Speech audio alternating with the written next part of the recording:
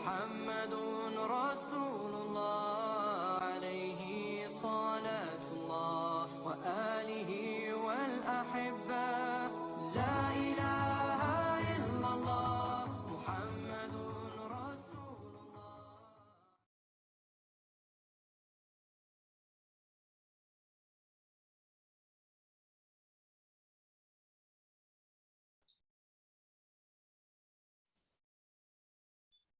Bismillahirrahmanirrahim. Assalamualaikum warahmatullahi wabarakatuh.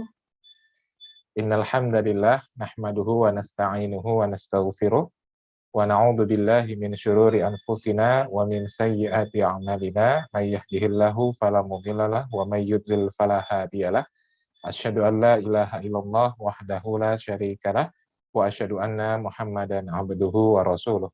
Allahumma shalli ala Muhammad wa ala ali Muhammad kama shallaita ala Ibrahim wa ala ali Ibrahim innaka Hamidum Majid. Allahumma barik ala Muhammad wa ala ali Muhammad kama barakta ala Ibrahim wa ala ali Ibrahim innaka Hamidum Majid. Alhamdulillah, segala puji, keagungan dan kemuliaan hanya milik Allah Subhanahu wa taala. Salawat dan juga salam kepada junjungan kita Nabi Muhammad sallallahu alaihi wasallam. Bapak dan Ibu yang dicintai Allah, senang sekali malam hari ini kita bisa berjumpa kembali dalam melanjutkan kajian rutin kita di setiap Jumat malam, insya Allah dengan tema merencanakan husnul khotimah, bagian yang keempat. Namun sebelum kita mulai, boleh saya minta feedback dari Bapak Ibu terlebih dahulu. Apakah Bapak Ibu sudah bisa mendengar suara saya dengan jelas? Sudah. Jelas.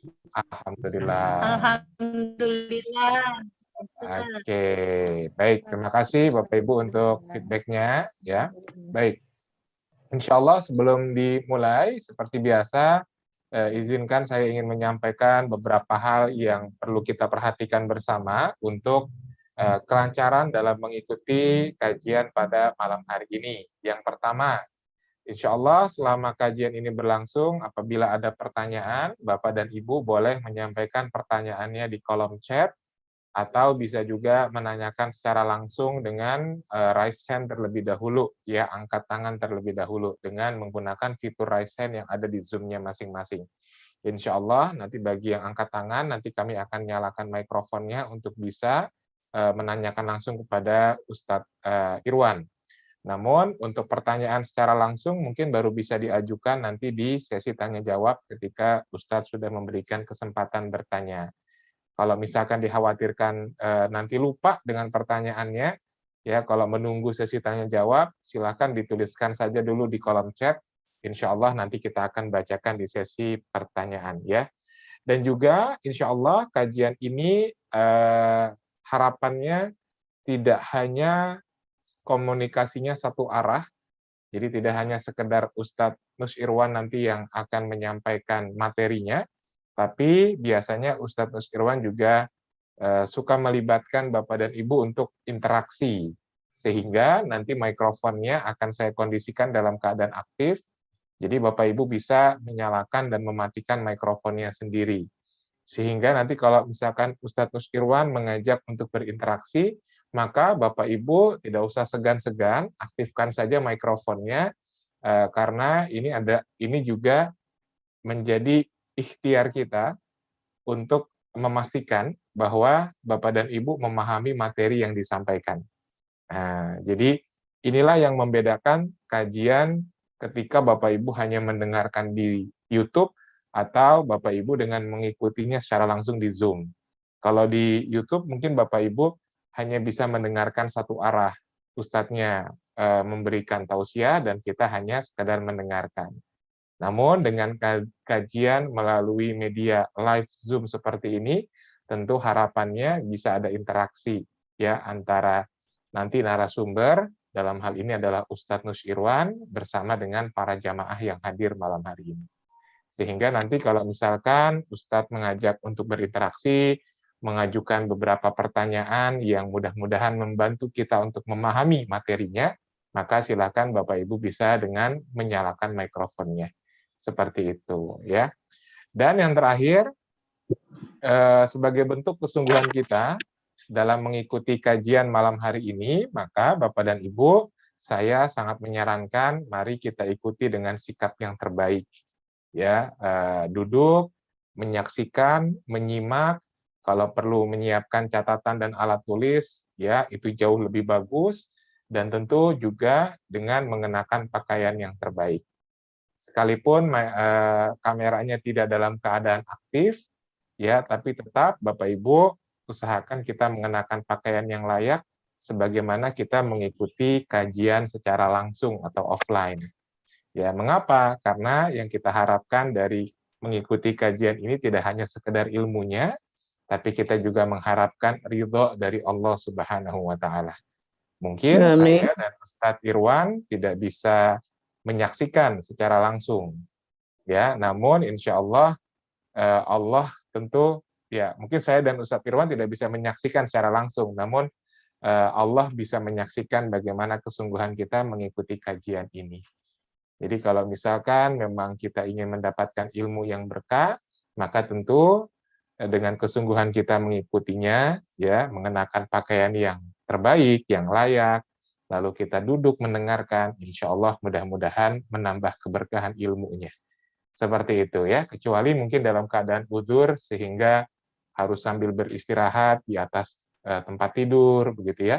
Tidak bisa sambil dalam keadaan duduk. Nah, ini adalah kondisi yang berbeda tentunya, ya. Itu mungkin saran dari kami, Bapak dan Ibu semuanya, ya. Mudah-mudahan Allah curahkan keberkahan, ilmu yang bermanfaat untuk kita semuanya. Amin ya rabbal alamin. Mari kita awali dengan sama-sama kita membaca ta'awudz dan basmalah. A'udzubillahi minasyaitonirrajim. Bismillahirrahmanirrahim. Rabbishrah li sadri wa yassir li amri wahlul 'uqdatam min lisani yafqahu qawli. Rabbi zidni ilma warzuqni fahma. Ya Allah, tambahkanlah kepadaku ilmu dan berilah aku karunia untuk dapat memahaminya. Bismillahirrahmanirrahim. Allahumma anfa'ni bima 'allamtani wa 'allimni ma yanfa'uni warzuqni ilman yanfa'uni.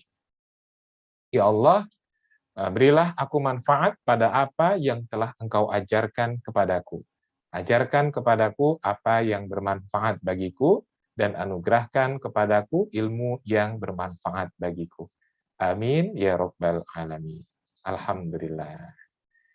Baik, Bapak dan Ibu, karena sepertinya juga semuanya sudah siap untuk mulai kajian kita, maka mari kita lanjutkan pembahasan tema merencanakan husnul khotimah bersama dengan Ustadz Nus Irwan.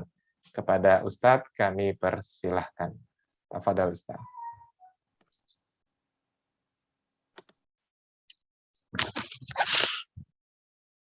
Bismillahirrahmanirrahim. Assalamualaikum warahmatullahi wabarakatuh. Waalaikumsalam warahmatullahi wabarakatuh.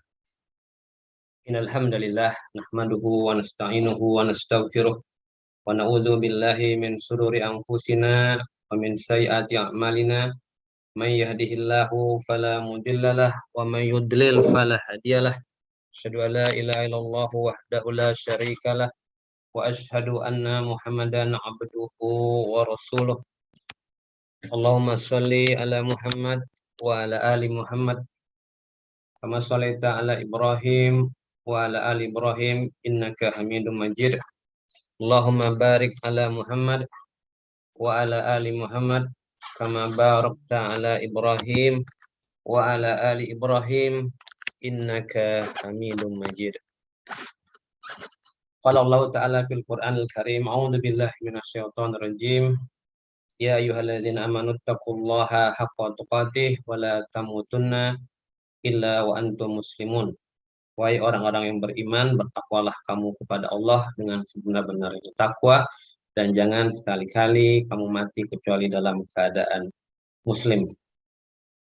Alhamdulillahirabbil alamin. Bapak Ibu semua yang dirahmati Allah, segala puji hanya milik Allah yang memberikan pada kita begitu banyak nikmat, nikmat iman, nikmat Islam, nikmat mengenal sunnah, nikmat diberikan taufik sehingga kita bisa mengamalkan, kita bisa beribadah kepada Allah Subhanahu wa Ta'ala, mengamalkan ilmu-ilmu yang sudah kita dapatkan, dan menjadikan ilmu-ilmu itu berupa amal soleh yang dengan itu menjadi bekal kita kelak menghadap Allah Subhanahu wa taala. Kita bermohon pada Allah Subhanahu wa taala semoga Allah Subhanahu wa taala menjaga nikmat-nikmat tersebut dan menghidupkan kita dalam keadaan Islam, dan kelak ketika Allah wafatkan kita dalam keadaan orang-orang yang beriman di dalam Islam, dan Allah pertemukan kita dengan orang-orang soleh. Allahumma fatiras samawati wal ard anta waliyyi fid dunya wal akhirah tawaffani musliman walhiqni bisolihin. Ya Allah, Engkaulah pencipta langit dan bumi, Engkaulah pelindungku di dunia dan akhirat, wafatkanlah aku dalam keadaan Islam dan pertemukanlah aku dengan orang-orang yang soleh. Salawat dan salam semoga selalu tercurah kepada junjungan kita Nabi Muhammad Sallallahu Alaihi Wasallam, dan semoga salawat dan salam disambung kepada keluarga beliau, para sahabat, dan orang-orang yang mengikuti beliau sampai akhir zaman. Bapak Ibu semua yang dirahmati Allah, apa kabar semuanya Bapak Ibu? Alhamdulillah baik. Kak Kemas apa kabar? Alhamdulillah sehat, Ustaz. Alhamdulillah sehat ya. Baik Bapak Ibu semua, ya kita bermohon pada Allah ya, semoga di waktu yang tidak ya waktu yang cukup singkat ini kita bisa manfaatkan sebaik mungkin kajian pada malam hari ini ya, dan harapan kita semoga pertanyaan-pertanyaan Bapak Ibu semua itu bisa ya kita jawab dengan baik. Kemudian kalau misalnya ada dari pertanyaan-pertanyaan itu yang mungkin berbeda dengan apa yang pernah diterima oleh guru-guru lain, ya harapan kami Bapak Ibu semua bisa menerapkan yang terbaik. Bagaimana Allah berfirman, "Basyir ibadi alladzina yastami'unal qawla fayattabi'una ahsanah."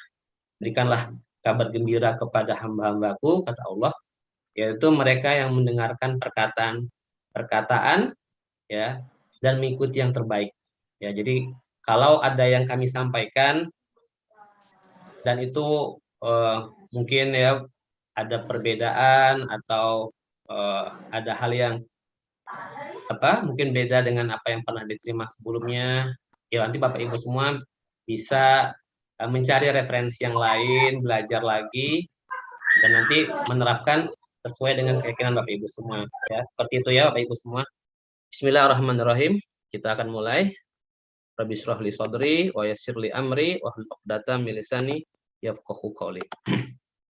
Allahumma rzuqna fahman nabiyina wa hifdzal mursalin wa ilhamal malaikatil muqarrabin wa rahmatika ya arhamar rahimin. Semoga Allah mudahkan. Hari ini kita mengkaji untuk tema merencanakan husnul khatimah dalam subbab taubat. Baik Ibu semua, perjalanan kita dalam merencanakan husnul khatimah, ya kita sudah membahas sampai dengan perjalanan keempat ya, meninggalkan semua bentuk kemaksiatan.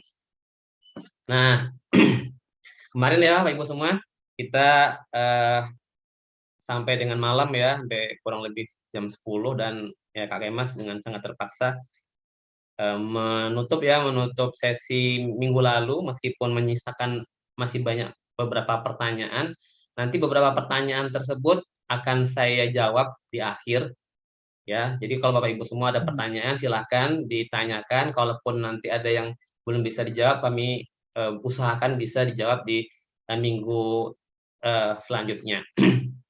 Nah, malam hari ini kita akan masuk ke tahapan selanjutnya, yaitu bertaubat dari semua kesalahan di masa lalu. Mungkin bagi Bapak Ibu yang baru datang, ya kita sudah membahas 4 bab sebelumnya. Yang pertama adalah kita meniatkan ya, kita punya kemauan yang sungguh-sungguh untuk Allah wafatkan dalam keadaan husnul khatimah. Dengan niat tersebut kita melakukan ya, memantaskan diri kita untuk wafat dalam husnul khatimah. Nah, kemudian berdasarkan niat itu kita masuk ke langkah kedua yaitu berdoa, sudah kita bahas. Kemudian yang ketiga, kita membiasakan hidup kita dari waktu ke waktu di atas ketaatan. Sehingga ketika Allah cabut nyawa kita, Allah cabut nyawa kita dalam keadaan kita husnul khotimah. Namun Bapak Ibu semua ya, menjalankan ketaatan saja tidak cukup.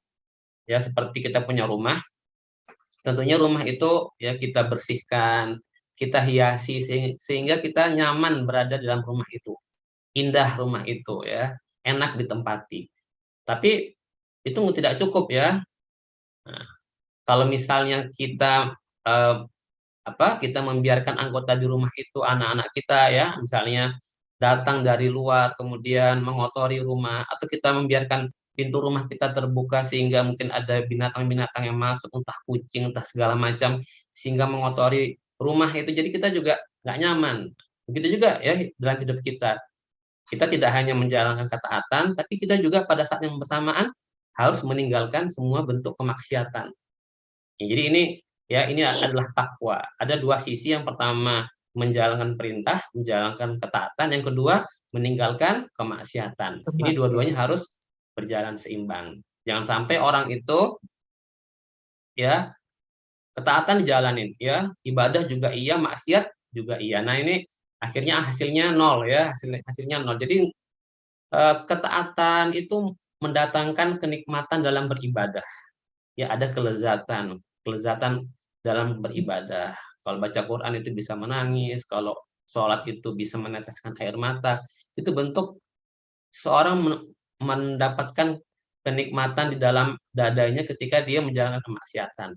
Begitu juga ketika seorang melakukan kemaksiatan, maka juga ada kenikmatan. Jadi ketaatan ada kenikmatan, kemaksiatan juga ada kenikmatan. Nah, kalau ini digabung, maka kenikmatannya itu nggak maksimal, ya nggak maksimal. Jadi seorang itu kalau ingin mendapatkan kenikmatan dalam ketaatan, dalam beribadah, maka dia harus meninggalkan semua bentuk kemaksiatan. Sehingga kalau ada pertanyaan, Ustadz, kenapa ketika saya sholat tidak ada kenikmatan, ketika baca Quran tidak ada kenikmatan? Itu berarti ya pada saat yang sama ada kemaksiatan yang masih kita lakukan. Ya, sehingga kenikmatan dalam beribadah dan kenikmatan dalam bermaksiat itu bercampur di dalam tempat yang sama, di hati yang sama, sehingga seseorang itu tidak bisa merasakan kenikmatan yang maksimal, ya baik dalam ketaatan maupun kemaksiatan. Ya seperti orang berzina itu ada kenikmatan, ya tapi itu kenikmatannya berujung pada ya kemurkaan Allah.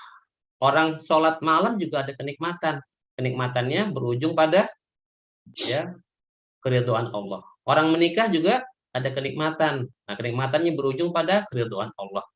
Jadi Bapak Ibu semua ya, kita perhatikan kalau kita sholat, kita baca Quran, kita melakukan ibadah, apa yang terasa di hati kita? Kalau kita merasakan nikmat, berarti kita pada saat yang sama sudah banyak meninggalkan maksiat. Seperti itu ya Bapak Ibu semua. Nah, malam hari ini kita akan masuk ke pembahasan selanjutnya yaitu bertaubat ya. Kita nggak mungkin manusia itu tidak berbuat dosa, tidak berbuat salah. Pasti setiap orang ada melakukan maksiat, ada kemaksiatan, ada dosa yang kita lakukan. Maka kita harus bertaubat dari semua kesalahan di masa lalu. Nah, taubat ini sangat membantu seorang itu wafat dalam keadaan husnul khotimah. Baik, Bapak Ibu semua. Nah, kita masuk di pembahasan bertaubat dari semua kesalahan di masa lalu. Nah, ya kita mulai dari kita lihat perjalanan hidup kita. Saat ini setiap kita ya dari mulai lahir, kemudian 10 tahun, 20 tahun, 30 tahun, 40 tahun. Ya mungkin di antara kita juga ada yang 50 tahun, ada 60 tahun, ada 70 tahun lebih. Ada yang 50 tahun lebih, Bapak Ibu semua? Ada ya? Ada. Ada yang di atas 60 tahun? Ada. Ada yang di atas 70 tahun? Saya, Pak. Oh iya, ya. Semoga Allah memberkahi ya Ibu ya. Amin.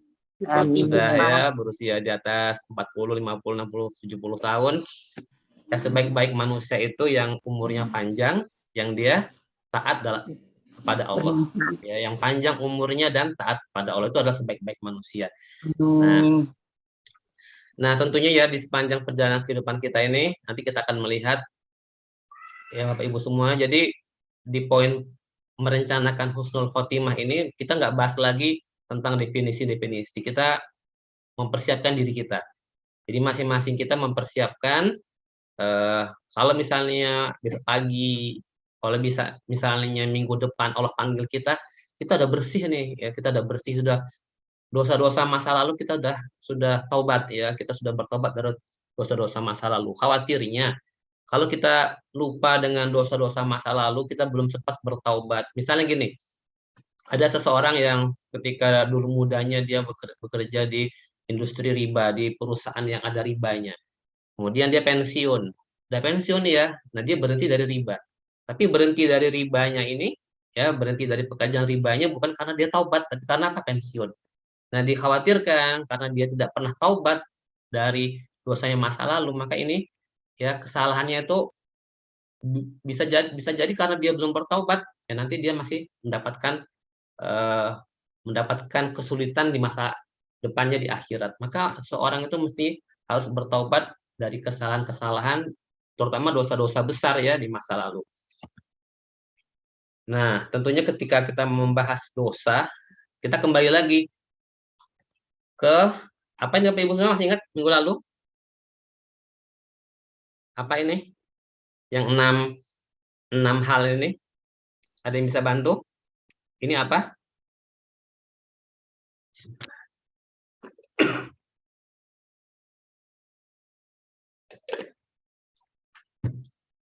Yang minggu lalu hadir siapa Bapak Ibu semua? Maaf, absen. Ya. Ada yang bisa bantu? 6 hal ini apa? Yang datang minggu lalu? Kakek Mas bisa bantu? Ada Bapak Ibu semua? Apa 6 poin ini?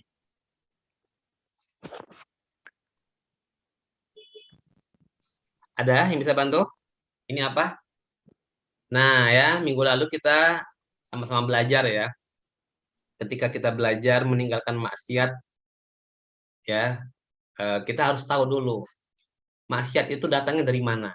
Nah, karena setan itu ketika menyesatkan manusia, setan menyesatkan dalam 6 tahapan. Nah, jadi khawatirnya ketika seseorang itu berbuat dosa, dia tidak sadar itu dosa. Itu yang bahaya. Sehingga di sini kita jelaskan, ya setan itu bisa menyesatkan manusia dengan 6 hal. Dari dosa yang paling besar yang membuat orang itu keluar dari Islam, sampai dosa yang paling kecil yang membuat orang itu terluput dari amal soleh. Nah ini ya, jadi ini adalah 6 langkah setan menyesatkan manusia. Paham Bapak Ibu ya?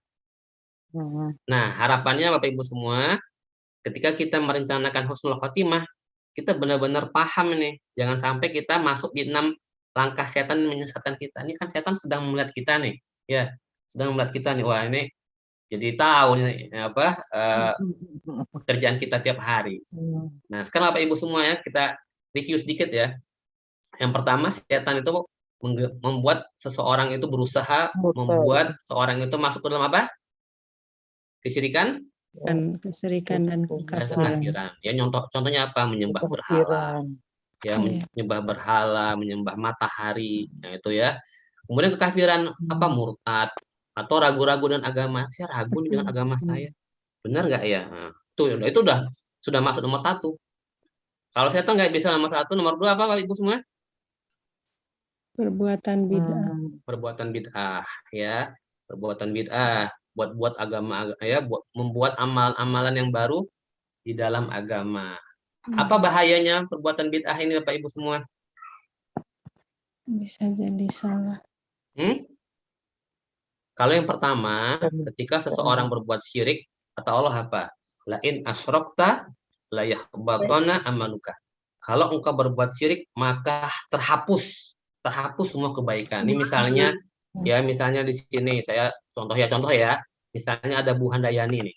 Bu Handayani misalnya umurnya 55 tahun. Bu Handayani sejak balik misalnya usianya misalnya 12 tahun sampai 55 tahun berbuat baik aja. Gara-gara syirik, 40 tahun. maka perbuatan baik itu apa? Sirna. Terhapus. Terhapus. Itu Ustaz. itu mengerikannya ya. Kalau orang itu ikut setan kemudian dia melakukan kesyirikan misalnya gini, waduh saya ini nggak tahu ya sakit apa ya, udah ke dokter nggak sembuh-sembuh, akhirnya dia datang kemana? Datang ke Ke dukun. ke dukun, Dukun. ke dukun, Pak saya mohon Pak, atau orang pintar, saya ini nggak tahu sakit apa ya, datang ke dukun. Itu amalan ya yang sudah berpuluh-puluh tahun tuh hilang semua. Nah itu adalah apa ya, Syirikan. ngerinya Kesyirikan. kesyirikan. Nomor 2, bid'ah. Bid'ah Bid'ah. ini orang udah capek-capek beramal. Ya, apa bahayanya kata Rasulullah? Ya, man Yola. amila amalan laisa alaihi amruna fahuwa raddun. Barang siapa yang mengerjakan amalan yang tidak ada contohnya dari kami, maka dia apa? Amalannya jadi apa? Tertolak. Ditolak. Jadi kita misalnya nih beramal tapi amalannya nggak ada contohnya selama 2 jam.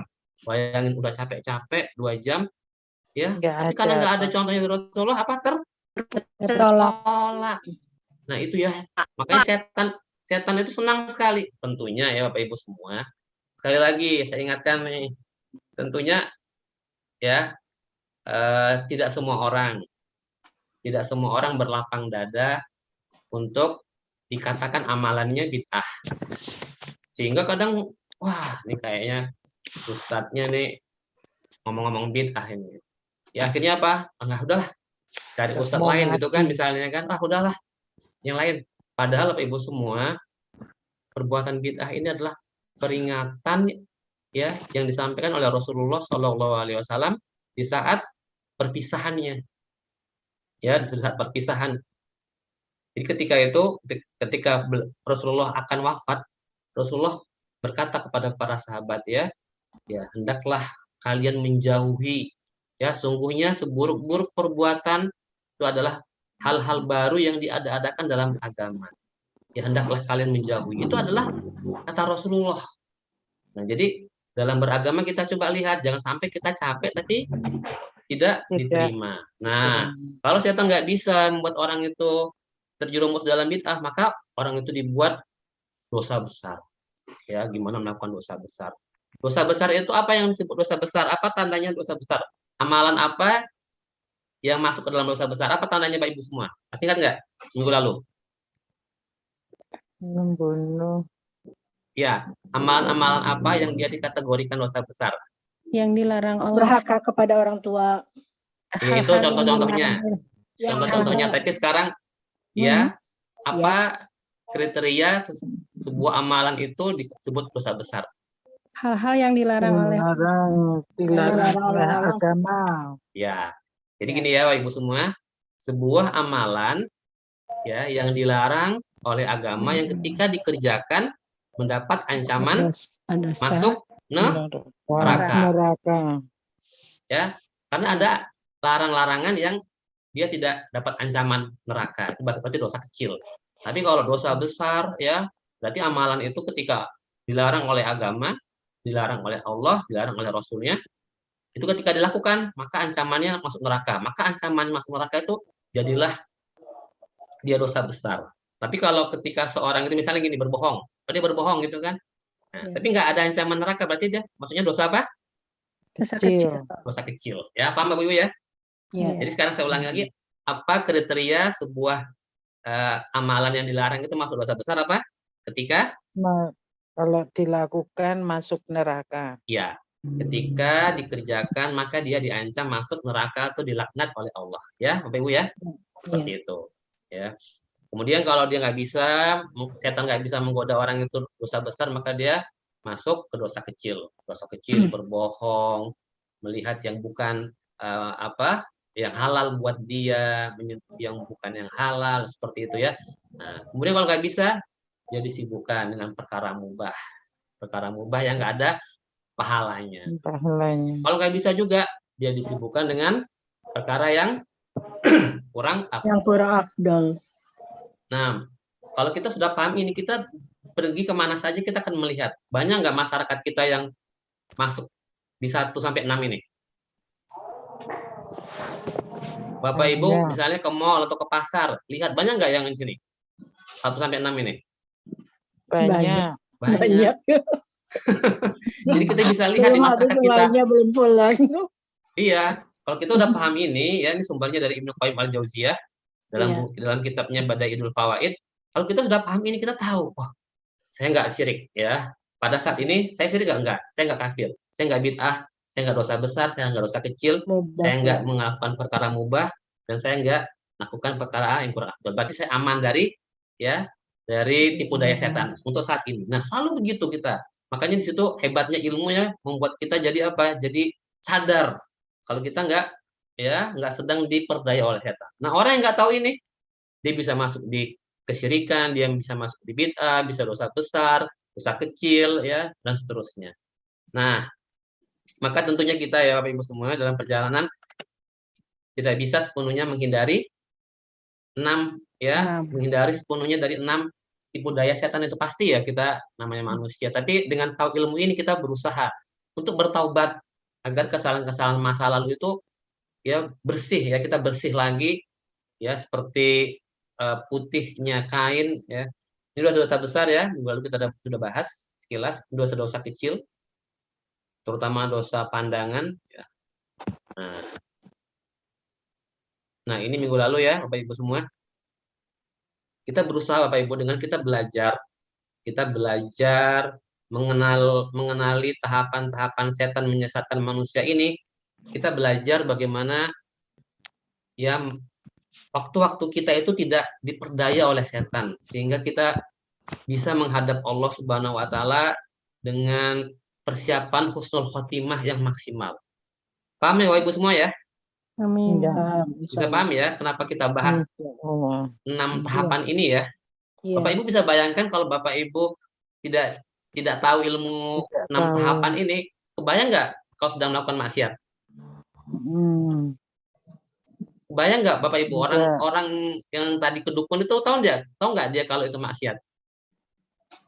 Mungkin Orangnya Tidak tahu. Iya. Iya.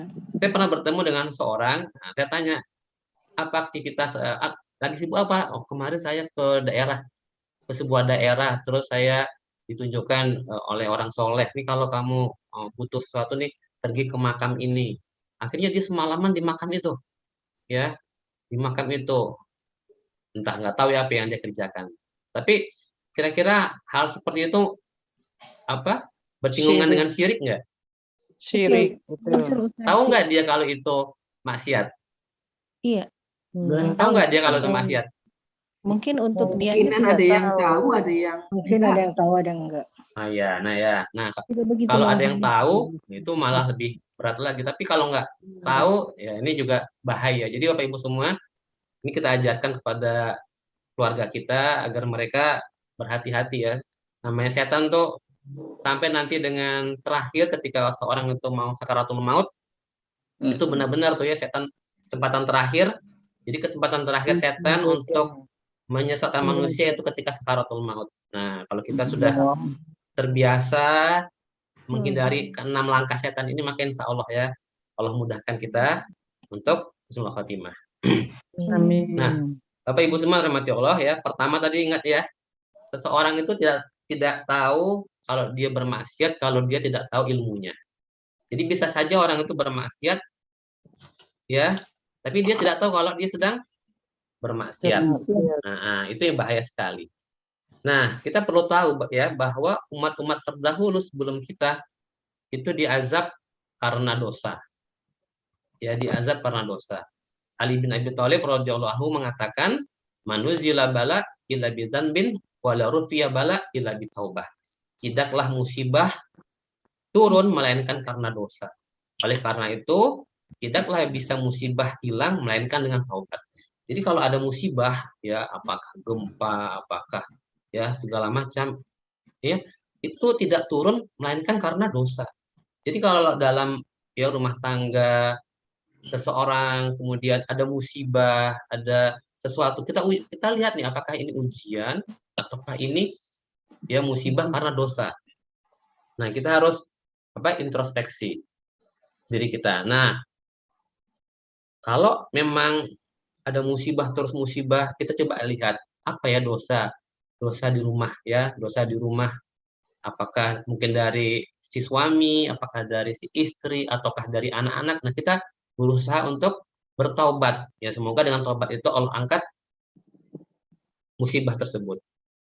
Nah, kita ya lihat peringatan dari Allah Subhanahu wa taala dalam surat Al-Ankabut. Allah Subhanahu wa taala berfirman, A'udzubillahi minasyaitonir rajim. Fakullan akhadna bidzambi. Faminhum man arsalna 'alaihi hasiba. Faminhum man akhadzathu sayhah. Waminhum man khasafna bihil ard. Waminhum man aghraqna. Wa ma kana Allahu liyadzlimahum walakin kanu anfusahum yadzlimun. Maka masing-masing umat itu kami azab karena dosa-dosanya. Di antara mereka yang kami azab itu ada yang kami timpakan kepadanya hujan batu kerikil. Ada yang kami timpakan kepada mereka suara keras yang mengguntur. Ada yang kami benamkan ke dalam bumi. Dan ada pula yang kami tenggelamkan. Allah sama sekali tidak hendak menzalimi mereka. Akan tetapi mereka lah yang menzalimi diri mereka sendiri. Lihat Bapak Ibu semua ya.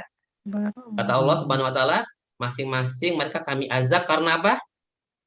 Dosa mereka Dosa-dosanya. sendiri, perbuatan Ya, mereka sendiri. jadi tidaklah musibah, azab menimpa suatu kaum kecuali karena perbuatan dosanya. Dan tidaklah seorang melakukan dosa kecuali dua hal. Antara apa? Antara hawa nafsunya, ya dia mengikuti hawa nafsunya dengan kebodohannya. Dia tidak tahu kalau dia sedang bermaksiat. Iya, dia tidak tahu kalau dia sedang bermaksiat. Ini bahaya makanya.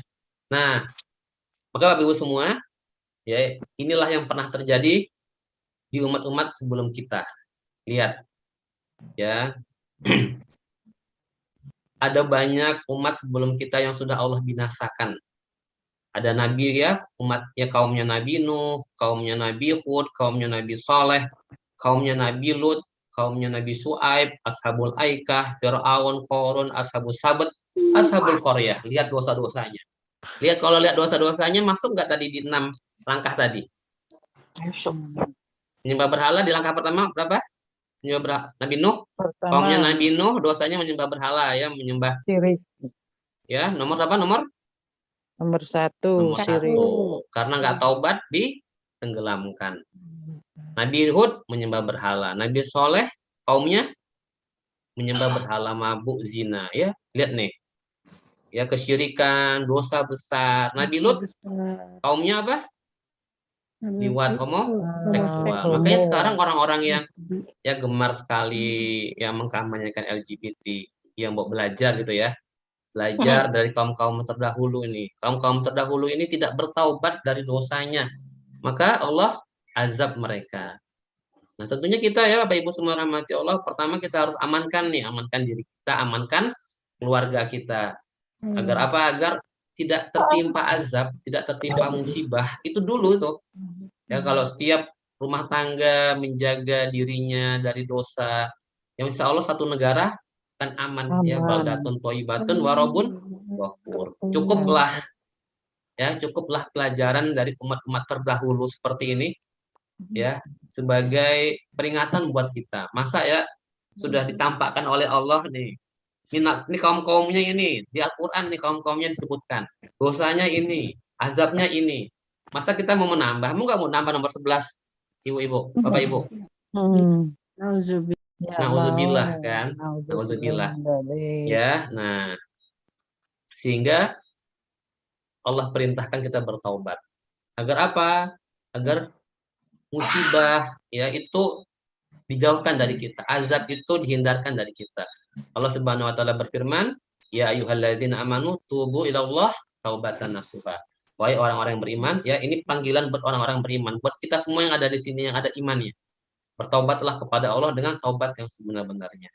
Maka pada malam hari ini Bapak Ibu semua rahmati Allah, ya sambil kita mengkaji ya tentang taubat, Bapak Ibu semua bisa di depannya disediain kertas Ya, sediain kertas. Terus bayangin tadi itu yang garis waktu tadi dari umur 10 tahun, 20 tahun, 30 tahun setelah balik, coba dosa-dosa apa yang belum sempat ditaubatin? Apa? Tapi ingat ya, jangan pernah memberitahu aib kepada orang lain. Ini buat diri sendiri. Buat diri sendiri kan kita nih menunggu daftar ya, menunggu daftar antrian dipanggil Allah ya Bapak Ibu ya. Jadi kita berusaha nih sebelum Allah panggil kita, kita sudah bertaubat dari dosa-dosa masa lalu. Nah, Bapak Ibu semua di depannya coba ambil kertas, kemudian ambil pulpen gitu kan. Apa ya? Dosa dulu waktu kerja yang dosa besarnya apa, dosa kecilnya apa. Apa yang belum sempat ditaubatin. Nah, ya harapannya begitu hari ini. Nah, taubat ya.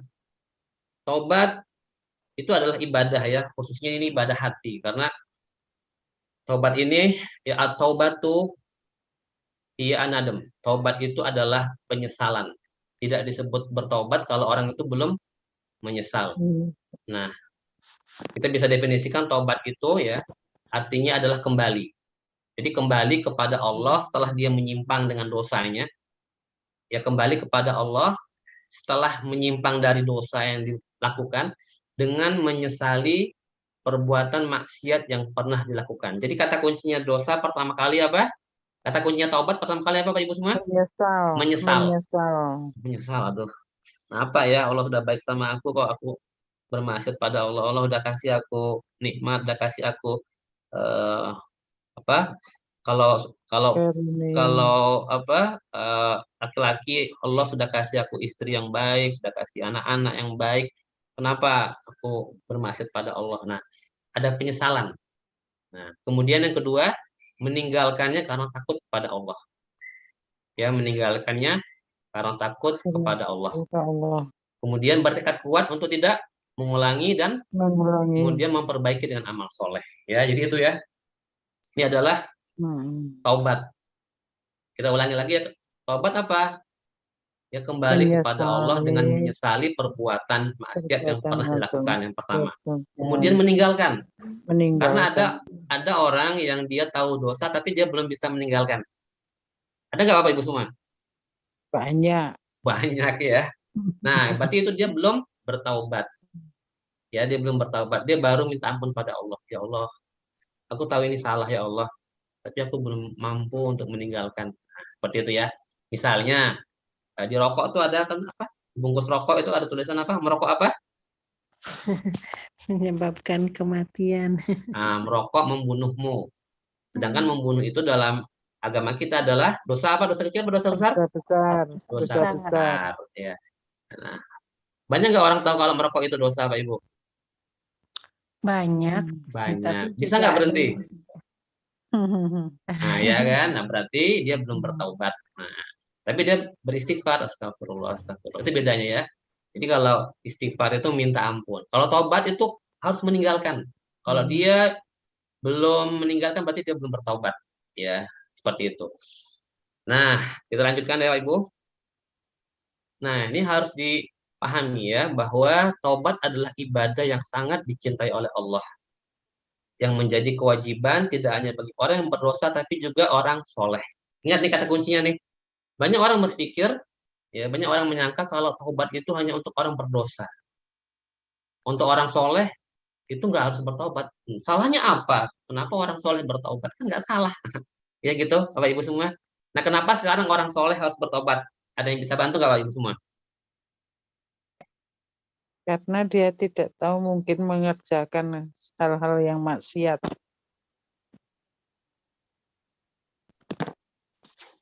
Karena dia tidak tahu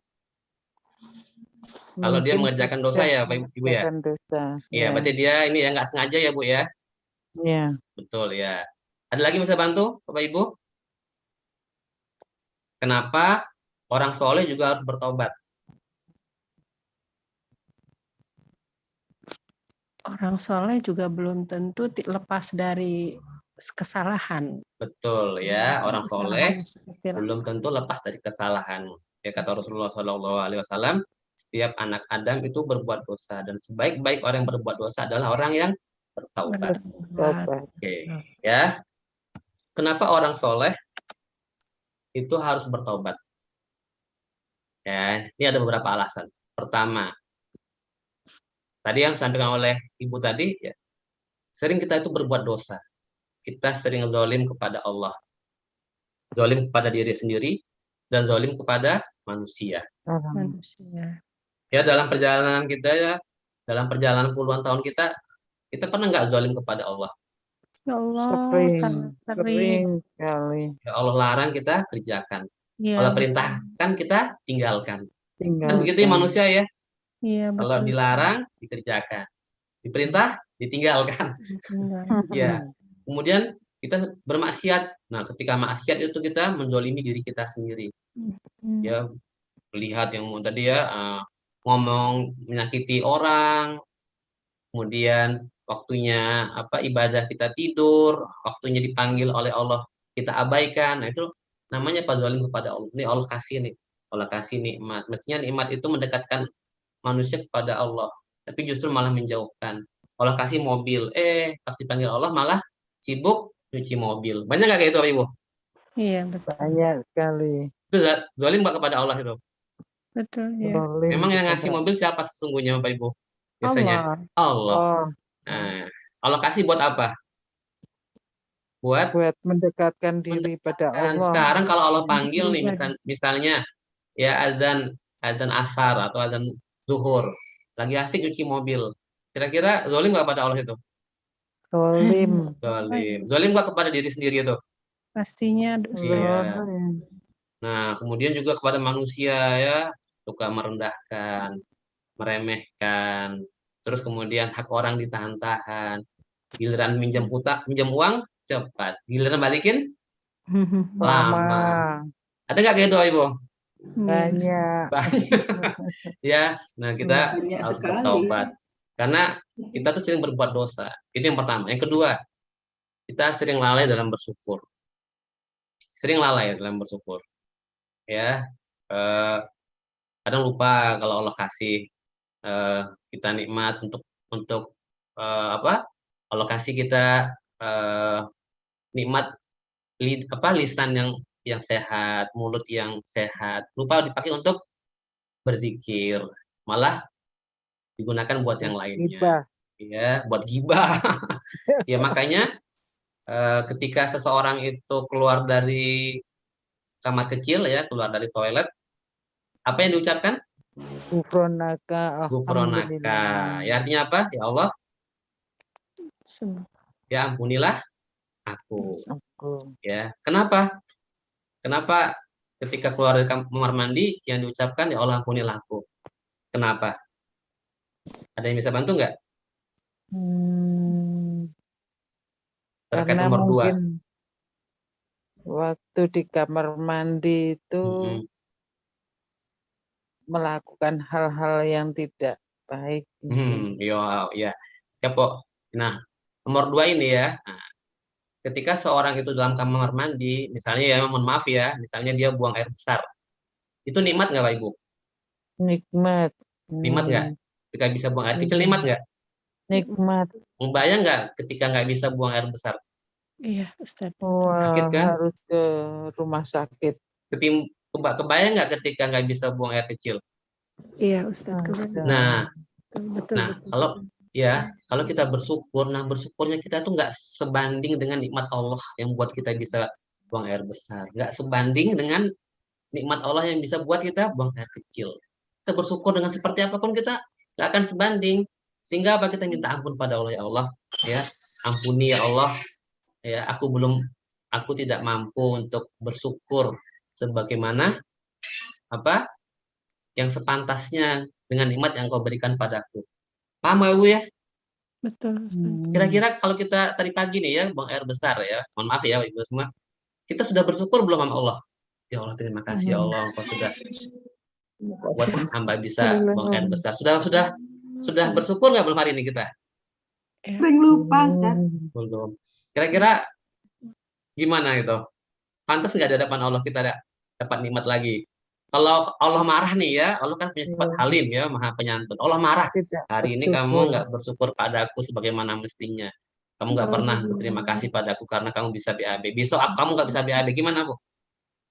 Aduh, jangan ah. Astagfirullah. Nah, ya. Ke Makanya rumah kita sakit. keluar kamar mandi ucapannya apa? Gufro. Ronaka. Gufronaka, ya Allah, ampuni aku. Udah paham Bu, kenapa kita keluar mandi ucapannya gufronaka? Kita sering lalai dalam bersyukur. Nah, itu yang kedua ya. Yang ketiga, kita ini banyak kekurangan dalam ibadah. Banyak kekurangannya. Ya, ketika sholat, apa yang diingat? Diingat ya, nanti masa apa ya, gitu kan? Diingat ya nanti, udah selesai belum ya? Nah, gimana ya ngerjainnya ya? Kuncinya di mana ya? Nah, jadi ingatnya cuma ketika takbir sama salam. Tahu-tahu udah salam. Ya kan? Wah, tahu-tahu udah salam. Astagfirullahaladzim. Belum lagi kalau sholat sendiri lupa. Ini rakaat ketiga, rakaat keempat ya. Betul. Sering nggak gitu Bapak Ibu? Iya, ya Allah. Makanya zikirnya setelah sholat, kan kita sholat itu melakukan amal soleh ya. Kita sholat kan melakukan amal soleh. Nah setelah sholat, apa zikirnya? Istighfar. Astagfirullahaladzim. Astagfirullah. Astagfirullah Astagfirullahaladzim. ya. Sunahnya mengucapkan astagfirullah 3 kali. Astagfirullah, astagfirullah, astagfirullah. Nah ya, ya Allah kemohon ampun pada Engkau ya Allah. Kenapa? Karena dalam sholat kita banyak kekurangan. Banyak lalai. Dalam sholat itu kan kata Allah kan, wa aqimus sholata lidzikri, dan dirikanlah sholat untuk mengingat aku. Nah sekarang kita jujur, ketika sholat kita ingat Allah atau ingat yang lain? Ya. Naik turun Ustaz. Ya kadang-kadang ingat naik yang turun lain. ya. Maka kita dengan ketiga alasan ini kita harus bertaubat. Nah, makanya kenapa orang soleh harus bertaubat ya, karena 3 ini. Ya betul. Ya Ibu ya. Nah, jadi jangan sekarang kan orang soleh saya nggak merasa salah tuh, coba cek yang 3 ini 1, 2, 3. Banyak nggak, pantas nggak kita bertaubat? Pantas ya. Harus. Nah ya. Jadi sekarang Bapak Ibu semua dengan pahamnya ini 3 hal ini kita tahu, oh kita harus bertaubat. Nah, ya karena kita banyak salah. Nah Allah itu senang dengan hambanya yang suka bertaubat ya. Nah ini adalah 4 ya, 4 bonus lah dari Allah ketika orang itu mau bertaubat. Yang pertama dicintai oleh Allah, yang kedua Allah ampuni dosanya, yang ketiga setelah diampuni Allah tambah lagi dimasukkan ke surga. Yang keempat, orang yang bertaubat dimintakan ampun oleh malaikat. Hebat kan? Jadi yang doain orang yang bertaubat bukan manusia ya, lagi malaikat. Malaikat mikul ars. Nah, ini ayatnya. Kita baca ya dalam bahasa terjemahannya. Hai orang-orang yang beriman, bertaubatlah kepada Allah dengan taubatan nasuha, yaitu taubat yang sebenar-benarnya. Kalau kamu bertobat, mudah-mudahan Rabbmu akan menutupi kesalahanmu. Lihat ya, kesalahan yang lalu ditutupi karena bertobat. Terus ditambah, Allah masukkan kamu ke dalam jannah, surga yang mengalir di bawahnya sungai-sungai. Luar biasa ya. Sudah berbuat salah, kesalahan yang tutupin dimasukkan ke dalam surga. Udah bertobat aja ya, bertobat aja. Udah kok sama Allah. Asal orang itu benar-benar ya menyadari kesalahannya. Kemudian malaikat memintakan ampun bagi orang yang bertaubat.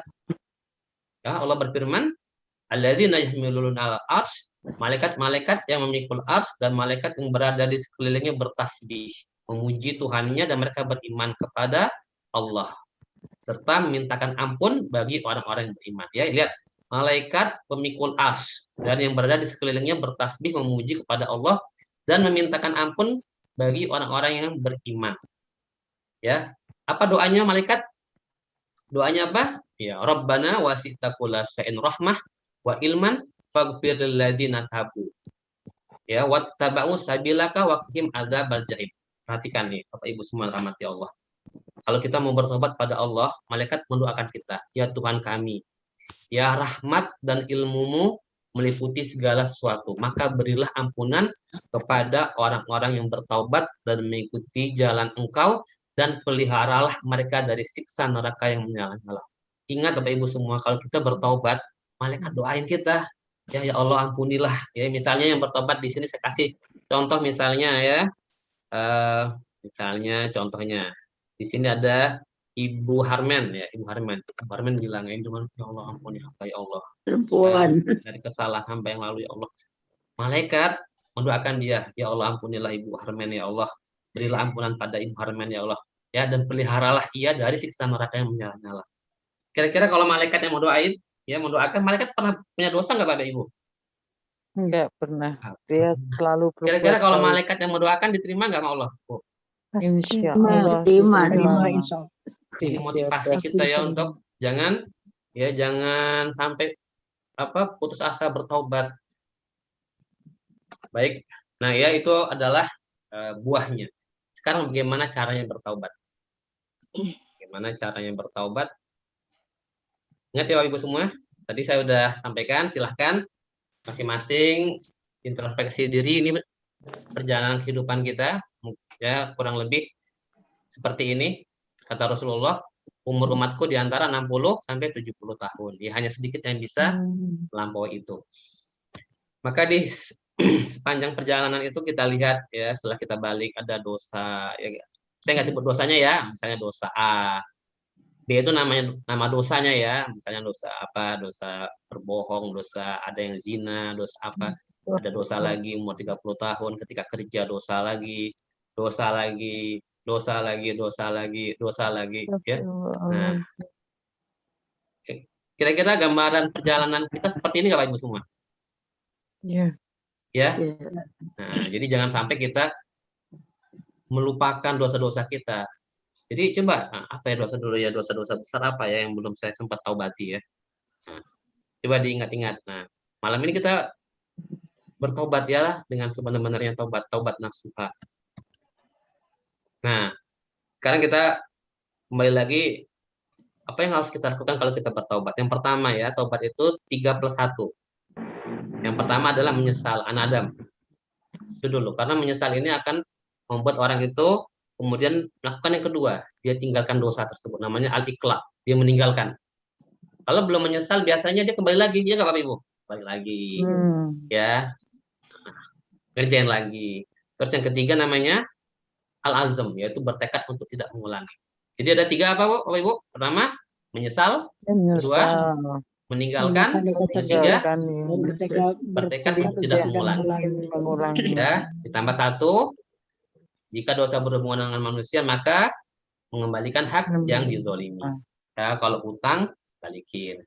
Kalau pernah digibah, nah ini repot nih kalau pernah digibah, maka kita minta dihalalkan, ya seperti itu. Tapi kalau yang pernah kita bahas ya, pernah kita bahas.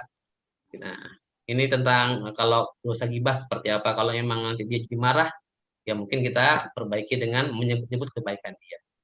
Kemudian lihat waktunya. Ya, syarat taubat itu sebelum nyawa di kerongkongan dan sebelum matahari terbit dari barat. Ini ya bagaimana seorang itu bertaubat. Kemudian ini yang belum kita bahas dulu ya, kita pernah bahas tentang taubat. Nah, ini yang belum kita bahas. Ini juga ya dalam syariat kita itu kita disunahkan untuk sholat taubat. Sholat taubat. Dari Abu Bakar As-Siddiq, Rasulullah Shallallahu Alaihi Wasallam bersabda, "Ma min abdin yuznibu dzamban." Ya, fayuhsinul tuhur, tsumma yaqumu fayusalli rakaatain, tsumma yastaghfirullah illa ghafarallahu lahu. Tidaklah seorang hamba melakukan dosa, kemudian dia bersuci dengan baik, kemudian berdiri untuk melakukan sholat 2 rakaat, kemudian meminta ampun kepada Allah, kecuali Allah akan mengampuninya. Kemudian beliau membaca ayat ini ya, dan juga orang-orang yang apabila mengerjakan perbuatan keji atau menganiaya diri sendiri sampai dengan akhir ya ayat. Nah, dalam hadis ini, ya ketika seorang melakukan dosa, apakah dosa yang baru saja atau dosa yang sebelumnya, kemudian dia berwudu, kita lihat ya, ini saya ringkas dari hadis tersebut. Ini cara sholat taubat. Yang pertama berwudu, kemudian mengerjakan sholat taubat 2 rakaat. Tidak ada lafaz niat khusus, ya niat itu ada dalam hati. Saya mau melakukan ya sholat taubat itu sudah cukup ada niat dalam hati ya, tidak harus membuat repot dengan menghafal niat kemudian niatnya diucapkan ya saya mau makan itu kan niat ya nggak usah saya mau makan kan nggak juga sama seperti itu. Jadi ya ketika kita ingin melakukan sholat taubat ya udah dan niat dalam hati itu udah cukup. Jadi tidak ada lafaz khusus, kemudian tidak ada bacaan khusus setelah Al-Fatihah ya, setelah Al-Fatihah baca surat yang Bapak Ibu bisa yang mudah buat Bapak Ibu.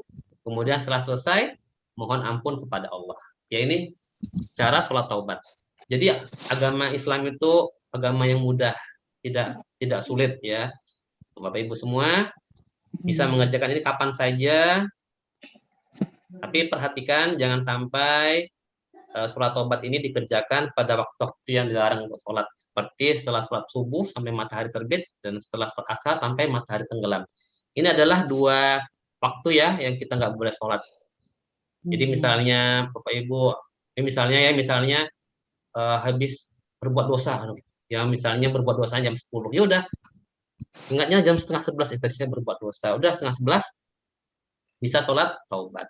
Tapi sholat taubat ini bukan sesuatu yang rutin ya, bukan sesuatu yang rutin seperti sholat duha, seperti sholat tahajud. Ini sholat ketika seseorang itu bertaubat dari dosanya, Jadi tidak harus setiap hari, tidak harus setiap saat, enggak. Jangan juga membuat kita susah.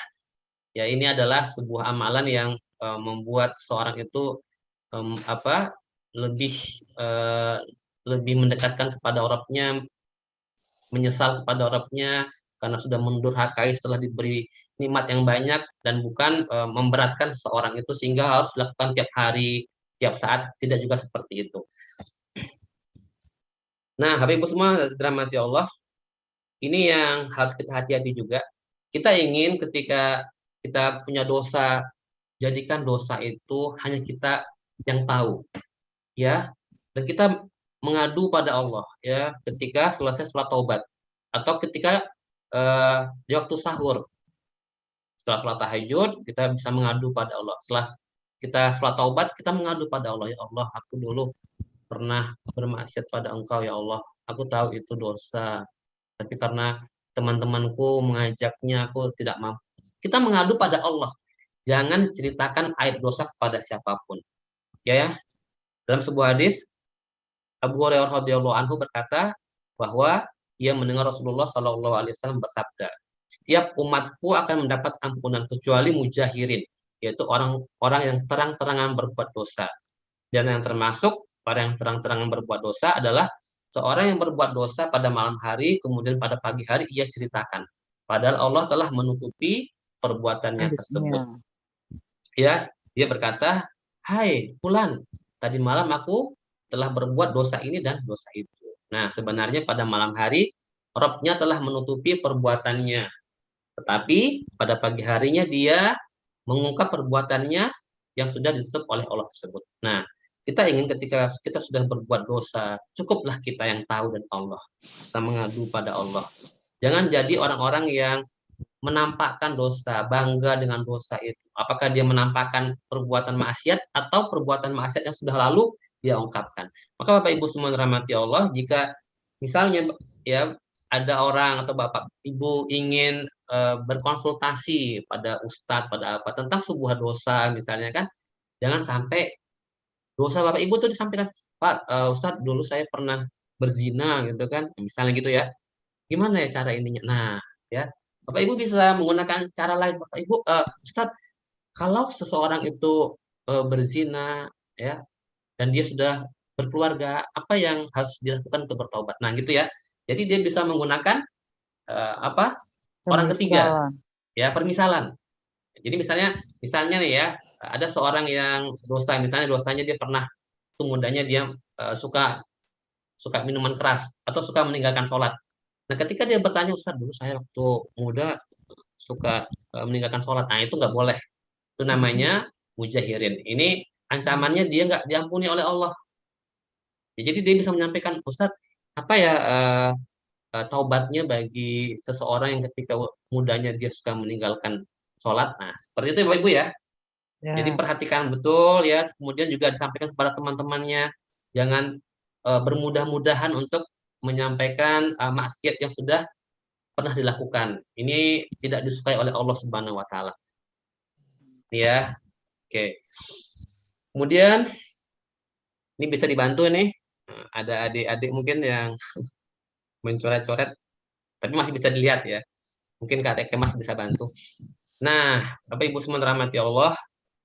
Jadi selain kita bertaubat, kita juga harus tahu selama ini dosa itu masuknya lewat pintu mana. Ya, kita udah bahas minggu lalu ya, bahwa pintu yang pertama yang membuat orang itu berdosa adalah mata. Seperti hadis di depan ya, mata. Maka matanya harus dilihat. Matanya selama ini apa aja yang saya lihat dia kok sampai saya berbuat dosa. Kemudian telinga. Apa aja yang selama ini saya dengar ya. Kemudian lidah. Mulut. Apa aja selama ini saya ucapkan, tangan, kaki, hati, dan kemaluan. Ini kita juga harus lihat dosa-dosa apa yang bisa jadi pintu masuknya. Jadi harus dijauhkan. Nah, Rasulullah Shallallahu Alaihi Wasallam, ya pribadi yang mulia yang sudah dijamin surganya, yang maksum dari kesalahan, itu senantiasa bertobat. Rasulullah orang soleh, ya Bapak Ibu semua ya. Kalau kita sekarang kita berusaha jadi orang soleh dan setiap kali kita bertobat, ingat ya tadi yang 3 tadi Pak Bu, kenapa kita sebagai orang yang ingin soleh harus bertobat? Kenapa orang soleh itu juga harus bertobat? Masih ingat tadi yang 3 tadi? Pertama, karena sering kita tidak tahu melakukan kesalahan. ya karena sering berbuat dosa tanpa tidak tahu ya, sering berbuat zalim. Yang kedua, sering lalai bersyukur ya. Sering lalai bersyukur. Yang ketiga, banyak kekurangan dalam ibadah. Nah, ini 3 hal ini yang selalu melekat sama kita. Kalau kita ingat itu, kita sadar itu, kita akan sering bertaubat. Maka Rasulullah Shallallahu Alaihi Wasallam itu kata Ibnu Umar, ya, ia berkata kami pernah hitung di satu majelis bahwa Rasulullah Shallallahu Alaihi Wasallam itu 100 kali mengucapkan Rabbil firli wa tub alayya innaka antat tawwabur rahim. Ya Allah, ya Rabb, ampunilah aku, ya Rabbku, ampunilah aku dan aku bertobat kepadamu. Sesungguhnya engkau maha menerima taubat lagi maha penyayang. Ya, ini Rasulullah seperti ini. Apalagi kita umatnya. Maka ini sebagai penutup ya. Ingat selalu nih hadis dari Anas radhiyallahu anhu bahwa Allah At-Tawwab, Allah punya Asmaul Husna yaitu At-Tawwab, Allah Maha penerima taubat. Dari Anas radhiyallahu anhu ia berkata, aku mendengar Rasulullah Shallallahu Alaihi Wasallam bersabda, Allah Ta'ala berfirman, wahai anak Adam, selagi engkau meminta dan berharap kepadaku, maka aku akan ampuni dosamu dan aku tidak pedulikan lagi. Wahai anak Adam, walaupun dosamu setinggi langit, bila engkau mohon ampun kepadaku, niscaya aku beri ampun kepadamu. Wahai anak Adam, jika engkau temui aku dengan membawa dosa sebanyak isi bumi, tapi engkau tidak mensekutukanku dengan sesuatu pun, niscaya aku datang kepadamu dengan memberi ampunan sepenuh bumi pula. Ya, Bapak Ibu semua rahmati Allah. Ini bisa dijadikan apa ya, kayak mungkin tiap hari kita lihat ya, agar kita bertobat nih. Ini penting sekali untuk kita merencanakan husnul khatimah. Jangan sampai dosa-dosa yang di masa lalu kita anggap remeh dan kita lupa untuk ya bertaubat kepada Allah. Ya, semoga dengan materi malam ini kita semakin siap ya, kapanpun Allah panggil kita, semoga ya kita siap wafat dalam keadaan husnul khatimah. Ya, Ibu semua ya. Baik, Bapak Ibu semua yang dirahmati Allah, sekilas tanya jawab minggu lalu ya. Nah, saya sampaikan. Oke. Yang pertama ada yang minggu lalu bertanya, saya belum sempat jawab ya. Ini dari Kak Kemas juga menyampaikan ke saya. Nah, kalau kita beribadah, kan harus mengikuti Rasulullah. Seperti bersolawat harus dengan tuntunan Rasulullah. Berarti saat berdoa kita juga harus mengikuti doa yang diajarkan Rasulullah ya. Jadi kalau kita berdoa dengan bahasa kita sendiri itu salah ya. Gitu ya, Bapak Ibu semua. Paham ya pertanyaannya? Paham ya? Jadi, kan kalau ibadah itu harus mengikuti Rasulullah. Seperti salawat juga harus ada tuntunan. Berarti kalau berdoa juga harus dengan doa yang diajarkan Rasulullah. Jadi kalau doa dengan bahasa sendiri bagaimana? Nah, boleh. Boleh apa enggak? Ya, boleh. Ya. Kenapa boleh, Bu? Kalau salawat, kenapa dengan tuntunan? Kenapa kalau doa boleh dengan bahasa sendiri? Ya, doa permintaannya beda-beda dong, Ustaz. Ya. Oke, kita jawab ya. Nah, kita itu bisa berdoa di dalam sholat dan juga bisa di luar sholat. Contohnya, kalau di dalam sholat ada 2 tempat yang kita ya boleh untuk apa? Untuk berdoa. Yang pertama saat sujud. Kata Rasulullah SAW ya dari Abdullah bin Mas'ud radhiyallahu anhu, Rasulullah bersabda, aqrabu ma yakunul abdu min rabbihi wa huwa sajid. Faksiru doa. Posisi paling dekat antara hamba dengan Rabbnya adalah ketika sujud. Maka ketika sujud perbanyaklah kalian berdoa. Jadi setelah sujud ya, seorang itu kan subhana rabbiyal a'la ya, subhana rabbiyal a'la, subhana rabbiyal a'la, atau tambah subhana rabbiyal a'la wa bihamdi. Setelah 3 kali dia berdoa. Misalnya dia ingin berdoa untuk ayahnya, untuk orang tuanya, ya Rabbi firli wali walidayya warhamhuma kama rabbayani shaghira. Ya, seperti itu. Kemudian yang kedua, tempat berdoanya sebelum salam. Jadi setelah tahiyat ya, kita sebelum salam berdoa di situ. Ya. Nah, Rasulullah bersabda ya, ketika selesai tahiyat, kata Rasulullah, summa yatakhayyaru minal mas'alati mas'a. Setelah selesai tahiyatul akhir, kemudian dia diizinkan berdoa dengan memilih doa apa saja yang ia kehendaki. Jadi doa apa saja yang ia sukai, ya itu dibolehkan. Jadi berdasarkan ini kita tahu Rasulullah mengizinkan dengan doa apa saja, boleh apa saja. Nah, Bapak Ibu semua rahmati Allah, kita perlu tahu ya, arti as-sholah atau sholat itu artinya adalah doa. Jadi Allah ya, Allah menjadikan ibadah doa, ibadah sholat itu kita gunakan untuk apa? Ya, selain untuk ingat pada Allah, menjalankan kewajiban, gunakan apa? Untuk berdoa. Tapi banyak orang yang kemudian berdoanya setelah selesai sholat. Ya, tentunya tidak dilarang ya berdoa selesai sholat. Tapi kita ingat nggak tadi 6 tahapan tadi? Orang yang berdoa ya setelah selesai sholat lebih afdol mana dengan orang yang berdoa saat sholat? Saat sholat. Saat sholat. Iya. Jadi banyak orang itu yang berdoanya setelah selesai sholat, tapi lupa berdoa saat sholat. Nah, ya, Ibu tahu kan? Jadi kita nggak mengatakan bahwa berdoa selesai sholat itu salah, bukan. Tapi tidak lebih afdol daripada berdoa ketika sholat. Nah, jadi kita tahu ya sekarang 6 tadi ya. Nomor berapa tadi? 1 sampai 6 di nomor berapa itu? Yang tahapan setan menyiksa manusia? Di nomor ke-6 ya. Setan itu membuat orang itu memilih yang kurang afdol untuk dikerjakan. Nah, tadi ya, seperti sholat itu Pak, doanya dia lakukan setelah sholat. Nah, ya Bapak Ibu semua ya, dengan contoh ini kita tahu, gunakan doa itu ketika sholat, itu akan lebih powerful. Nah, kemudian boleh nggak kita doa selain doa yang ma'sur ya, yang datang dari Al-Quran dan dari hadis, dan dengan selain bahasa Arab? Boleh ya. Jadi bagi seorang di dalam sholatnya bisa doa dengan selain yang datang dari Al-Quran dan hadis. Jadi tidak masalah. Berdasarkan hadis tadi ya. Kemudian Nabi berkata, kemudian hendaklah ia memilih doa dari doa yang ia sukai. Jadi berbeda dengan sholawat ya. Kalau sholawat kan diajarkan. Kan sahabat bertanya, wahai Rasulullah, kami sudah tahu memberi salam kepada engkau, tapi kami belum tahu caranya bersalawat pada engkau. Maka diajarkan oleh Rasulullah. Maka ketika bersalawat kita sebaiknya meniru apa? Salawat yang diajarkan. Ketika berdoa, boleh nggak kita doa dengan selain doa Rasulullah? Boleh ya. Tapi yang doa yang terbaik pasti adalah doa yang diajarkan oleh Allah dan Rasul. Tapi boleh nggak? Boleh. Hadisnya apa ya ini? Ya. Kemudian hendaknya ia memilih doa yang ia sukai. Jadi itu ya. Kenapa? Kita boleh doa dengan doa yang bebas. Kemudian doa boleh dengan apa saja kecuali. Jadi kata Rasulullah, ma min muslimin yad'u bid'awatin laisa fiha ismun wala qati'atu rahim.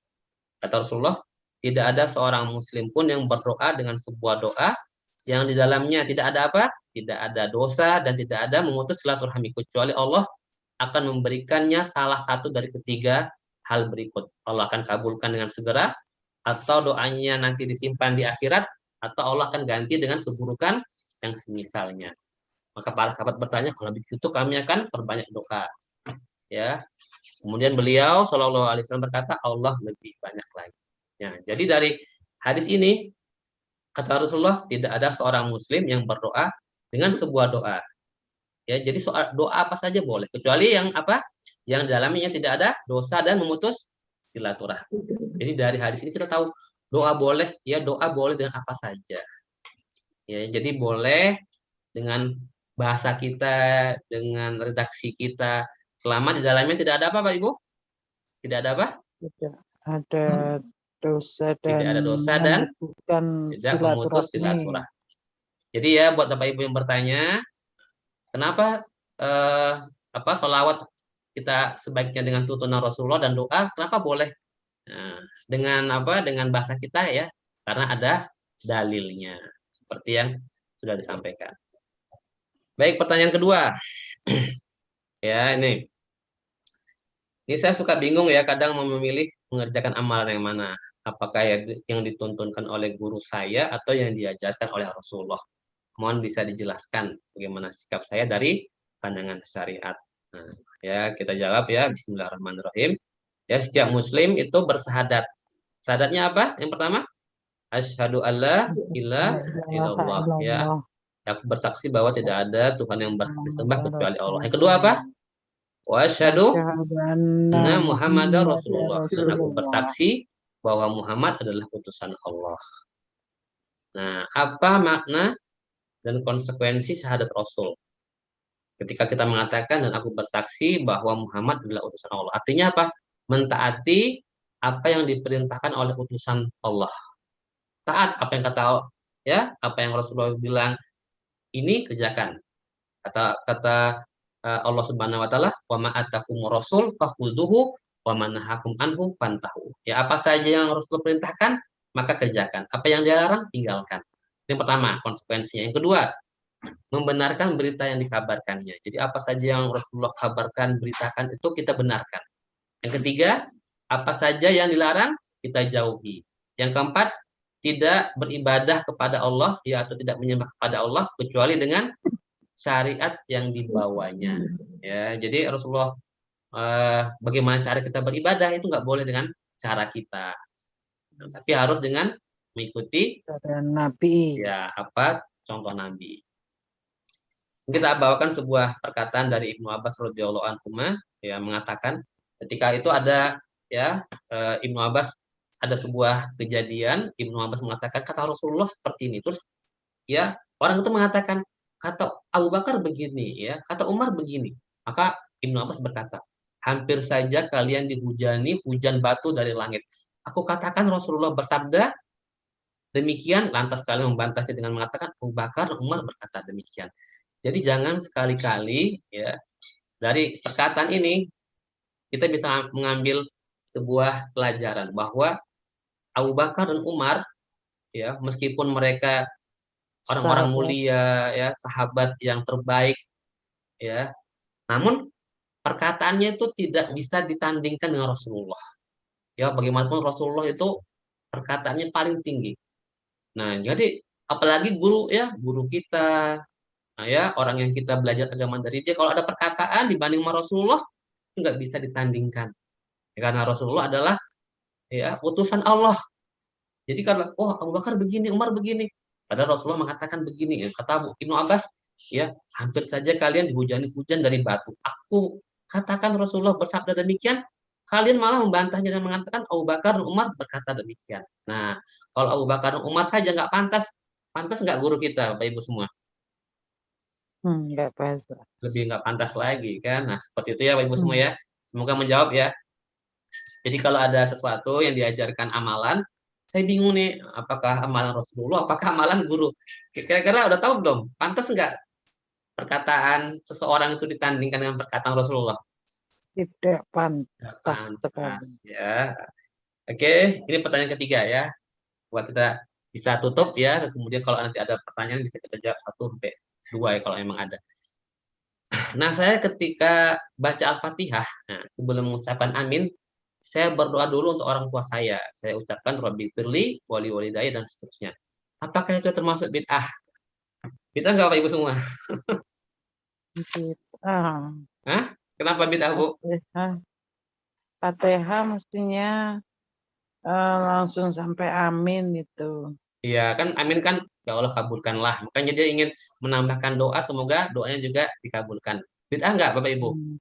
Oh ya bisa. Boleh? Boleh nggak Pak Ibu? Boleh. Boleh. tempatnya nggak kita berdoa di situ, memasukkan doa lain di Al-Fatihah? Bukan pada tempatnya. Bukan pada Itu tempatnya ya. bukan Oke, pada ya. tempatnya. Saya berikan kaidah-kaidah sederhana ya. Contoh ya. Jadi kita mencocoki Rasulullah Shallallahu Alaihi Wasallam dalam beribadah ya. Ingat ya Ibu, dalam beribadah, bukan urusan dunia, ibadah dalam 5 hal. Yang pertama, dalam apa? Tata cara. Yang kedua, waktu. Yang ketiga, tempat. Yang keempat, jenis. Yang kelima, jumlah. Jadi ketika kita akan beribadah, cek nih.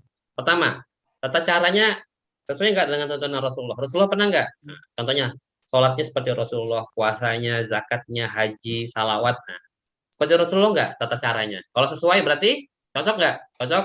Cocok. Cocok. Oke. Yang kedua, waktunya. Waktunya, ya. Zikir setelah sholat. Nah, berarti zikir yang seperti ini setelah sholat itu sesuai nggak dengan apa tuntunan Rasulullah? Zikir pagi, zikir petang, malam Jumat apa yang dibaca Bapak Ibu semua? Waktunya. Malam Jumat apa yang dibaca? Surat Kahfi. Ya. Kalau saya yang baca, saya rutinkan, saya baca misalnya saya rutinkan ya, saya baca surat Al-Ahqaf ya, atau saya rutinkan setiap malam Jumat saya baca surat Yusuf biar tambah ganteng gitu kan setiap malam Jumat. Saya khususkan setiap malam Jumat saya baca surat Yusuf. Ya suka saya. Kira-kira saya melakukan bid'ah nggak?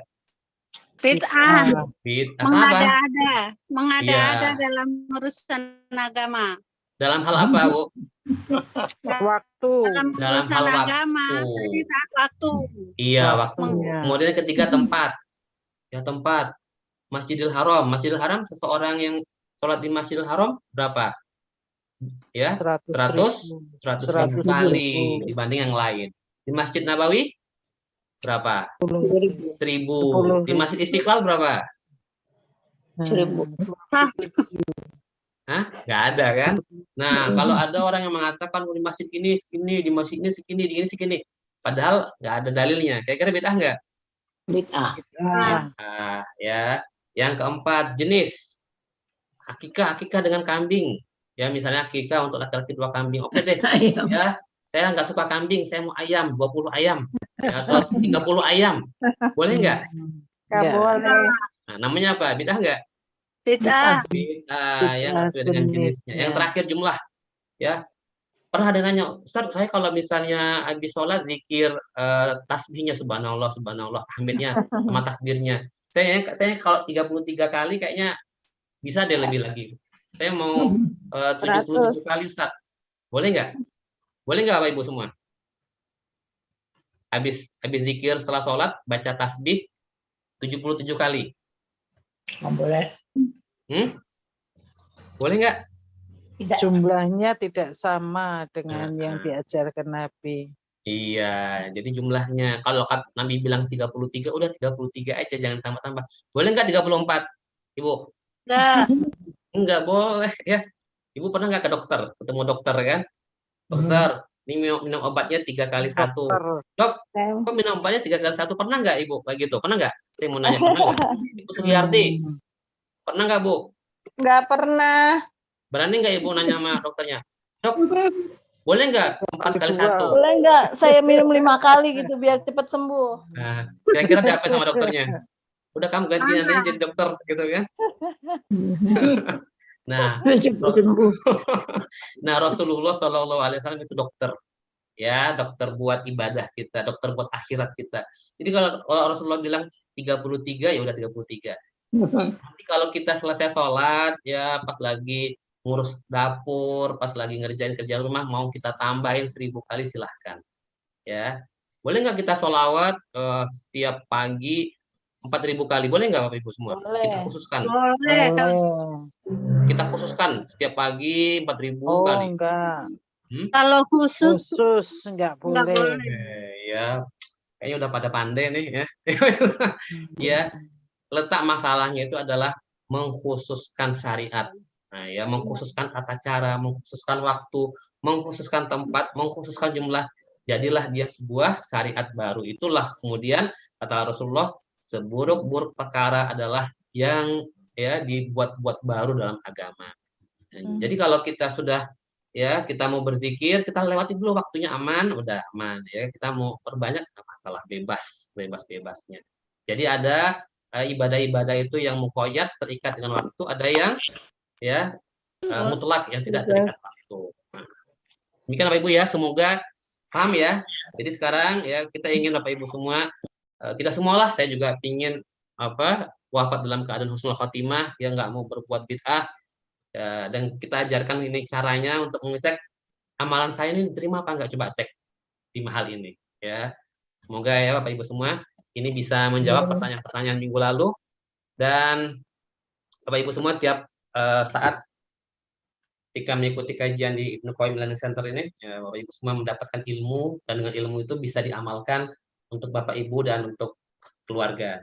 Demikian ya, semoga bermanfaat. Saya kembalikan pada Kakek Mas. Ya, alhamdulillah Bapak dan Ibu, Masya Allah banyak sekali ilmu yang sudah kita pelajari ya pada malam hari ini, beserta dengan pertanyaan-pertanyaan yang kemarin pekan lalu sempat ditanyakan dan belum terjawab. Alhamdulillah sudah dijawab dengan begitu detail ya penjelasannya, dan mudah-mudahan menjawab apa yang menjadi kegelisahan yang selama ini mungkin Bapak dan Ibu rasakan dari pertanyaan-pertanyaan tersebut. Alhamdulillah. Baik, sebelum kita akhiri, mohon izin Ustadz, ini sudah ada satu pertanyaan mungkin yang masuk, mungkin boleh dijawab supaya bisa tidur nyenyak nih. Ya, ini ada pertanyaan yang perihal tentang bagaimana bacaan sebelum sebelum tahiyat membaca Allahumma inni as'aluka ya Allah al-ahad as-somad alladzi yam yalid dan seterusnya. Ya, pokoknya ada satu doa yang dibaca, kemudian setelah itu membaca Allahumma inni a'udzubika min adzabi jahannam dan seterusnya. Ya, baru kemudian tahiyat. Ini bagaimana Ustadz? Atau sebaiknya berdoanya sebelum tahiyat? Mohon pencerahannya. Baik, Nah, terima pertanyaannya kasih. begitu, Ustadz. Ya, terima kasih Kakek Mas dan Bapak Ibu yang bertanya. Bismillahirrahmanirrahim. Tadi kita sudah sampaikan ya, hadisnya bahwa ada dua tempat yang seseorang itu bisa berdoa kepada Allah dalam sholat, yaitu yang pertama ketika dia sujud, dan yang kedua setelah tahiyat ya, setelah tahiyat akhir. Jadi kita gunakan dua tempat itu ya untuk meminta. Nah, kalau misalnya boleh nggak kita sebelum tahiyat berdoa dulu? Coba dengan 5 kaidah tadi, apa yang kira-kira jawabannya seperti apa? Saya minta tolong mungkin dengan Bu Azizah. Tadi kan saya sudah sampaikan tuh ada 5 kaidah. Dengan jawaban tadi coba, mana yang tidak mencocoki? Mengenai waktu tidak sesuai. Waktu, ya waktu. Kemudian apa lagi Bu kira yang mencocoki? Tata cara? Tata cara. Pernah kalau Rasulullah mencontohkan tata caranya kalau berdoa itu sebelum? Tidak ada. Ya, tidak ada ya. Jadi terima kasih ya Bu Azizah ya, barakallahu fiik. Dari sisi tata cara dan dari sisi waktu. Ya. Jadi Bapak Ibu semua di sini sudah bisa menjadi penilai ya, apakah perbuatan ini bid'ah apa enggak. Cek aja tuh. Kita harus mencocoki Rasulullah dalam 5 hal. Kita ulangi apa yang pertama? Apa yang pertama? Tata. Kalau bisa ditulis ya. Pertama apa? Tata cara. Yang kedua? Tata cara. Waktu. Yang ketiga? Tempat. Tempat. Yang keempat? Jenis. Yang kelima? Jenis. Jumlah. Ya. Nah, berarti dengan pertanyaan Bapak tadi, ya dengan pertanyaan tadi Bapak Ibu yang bertanya tadi, nah, sebaiknya berdoalah sesuai dengan tata caranya, sesuai dengan waktunya, yaitu setelah tahiyat ya akhir. Jadi selesaikan tahiyat dulu, kemudian sebelum salam berdoalah. Itu lebih mencocoki Rasulullah Sallallahu Alaihi Wasallam. Ya, semoga Oke. menjawab, Allah alam bishawab. Ya, Kayaknya sudah pada alhamdulillah. pinter, Kak Mas. Ya, saya mohon Bapak Ibu semua ya, ini ilmu-ilmu yang bisa diajarkan. Jadi tolong ditulis ya, karena kita bisa menilai nih kalau kita belajar sama Ustadz, coba lihat Ustadznya nih, ya kira-kira mengajarkan sesuatu yang membawa kita kepada surga atau membuat kita susah nanti di akhirat itu ya. Nah, oke. Silakan, Ya, baik, alhamdulillah. Gimana, Ustaz? Pertanyaan masih bisa diajukan? boleh Ini nggak ada apa-apa? 2 pertanyaan lagi. Ya, kita jawab Baik, cepat saja. pertanyaannya gini, Ustaz. Ini sebenarnya sudah pernah ditanyakan ya, tapi ini mungkin ditanyakan oleh yang berbeda, yaitu perihal bagaimana kalau kita punya dosa besar terhadap seseorang di masa lalu dan belum sempat meminta maaf dan sekarang belum ada kesempatan untuk bertemu dengan orang tersebut. Ya, yes, ya. Terima kasih Kak Kemas dan Bapak Ibu yang bertanya. Bismillahirrahmanirrahim. Ya, sebagaimana yang pernah kita sampaikan ya, kalau seseorang itu menzalimi orang lain, maka hendaklah dia minta dihalalkan ya. Dihalalkan agar orang itu bisa ya inilah memaafkan apa yang pernah dizolimi oleh seorang kepada dirinya. Kalau hutang ya, kalau nggak bisa bayar minta diikhlaskan. Kalau sebuah kesalahan apa merendahkan orang lain, menggibah, minta dihalalkan. Seperti itu. Karena memang itulah satu-satunya ya, satu-satunya cara agar nanti dia tidak mendapatkan masalah di kemudian hari. Nah, jadi memang tidak ada cara lain ya. Maka kalau kita sudah tahu seperti itu, janganlah kita bermudah-mudahan dalam menzalimi orang. Karena memang kalau kita tidak dihalalkan oleh dia, berarti siap-siap amal ibadah yang kita lakukan akan kita berikan kepada orang itu. Nah, itu disebut dengan orang yang apa? Dengan orang yang muflis, orang yang bangkrut. Yang orang itu datang dengan amalan ibadahnya sebesar gunung, kemudian dia ya menzolimi orang, kemudian pahalanya dikasih ke orang. Jadi buat Bapak Ibu yang bertanya memang nggak ada jalan pintas. Kalau seseorang itu sudah menzolimi orang lain, ya dia harus datang kepada orang itu. Ya, dia harus usahakan waktunya. Saya punya eh, cerita ya. Ada seorang yang ketika dia sudah kuliah, ya, ketika dia sedang kuliah, mungkin ya jarak dia lulus sekarang dengan kuliah mungkin sekitar adalah kurang lebih 25 tahun, kurang lebih segitu ya, 25 tahun. Nanti baru ingat, dulu ketika saya ngekos, di tempat saya ngekos itu ada pohon mangga. Nah, saya suka ambil buah mangganya dan makan di kamar saya. Sering saya melakukan seperti itu. Nah, kurang lebih sekitar 25 tahun kemudian dia baru sadar. Aku dulu sering mengambil buah mangga makan di dalam kamarku ketika ngekos waktu kuliah dulu. Jadi itu punya punya apa pohon mangganya itu punya ibu kosnya. Nah, apa yang dia kerjakan? Akhirnya dia berusaha minta dihalalkan. Gimana ya buah mangga itu jadi halal, ya, nggak jadi masalah nanti di akhirat. Akhirnya apa dicari ya? Dicari. Kalau sekarang ada Facebook ya, dicari di Facebook, ketemulah. Wah, ini dia anaknya nih, ketemu. Kemudian ya hubungin anak itu, walaupun lama responnya, akhirnya dimintain nomor teleponnya, kemudian dihubungi. Ya. Kak, aku dulu waktu kuliah, aku suka makan buah mangga punya punya ibu, aku minta dihalalkan ya. Ah, nggak apa-apa. Udah, nggak apa-apa. Nggak apa-apa kok gitu aja, nggak masalah. Ya, boleh. Aku halalkan. Nah, seperti itu ya. Jadi kita berhati-hati. Jadi nggak ada jalan lain, Bapak Ibu semua rahmati Allah. Kalau kita sudah menzalimi orang, ya kita harus datang ke orang itu. Kalau ada haknya ya, kita ambil, kita kembalikan. Kalau kita hutang, kita eh, ya bayar hutangnya. Kalau kita nggak bisa bayar, datang kepada dia, minta gimana. Apakah kita harus mengerjakan sesuatu yang dengan itu hutang kita jadi lunas. Kalau kita pernah menzalimi dia dalam bentuk yang lain ya, merendahkan dia, menggibah dia, kita minta dihalalkan.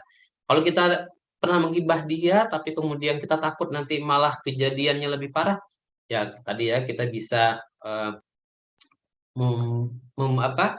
memuji dia, memberikan berita yang baik tentang dia di tempat kita menggibahnya. Tapi mungkin belum impas lah dengan keburukan, kezaliman yang kita lakukan pada orang lain. Maka dengan ini semua Bapak Ibu semua, kita berhati-hati ya untuk dosa dengan manusia itu berat sekali, jadi jangan sampai kita bermudah-mudahan untuk menzalimi orang lain.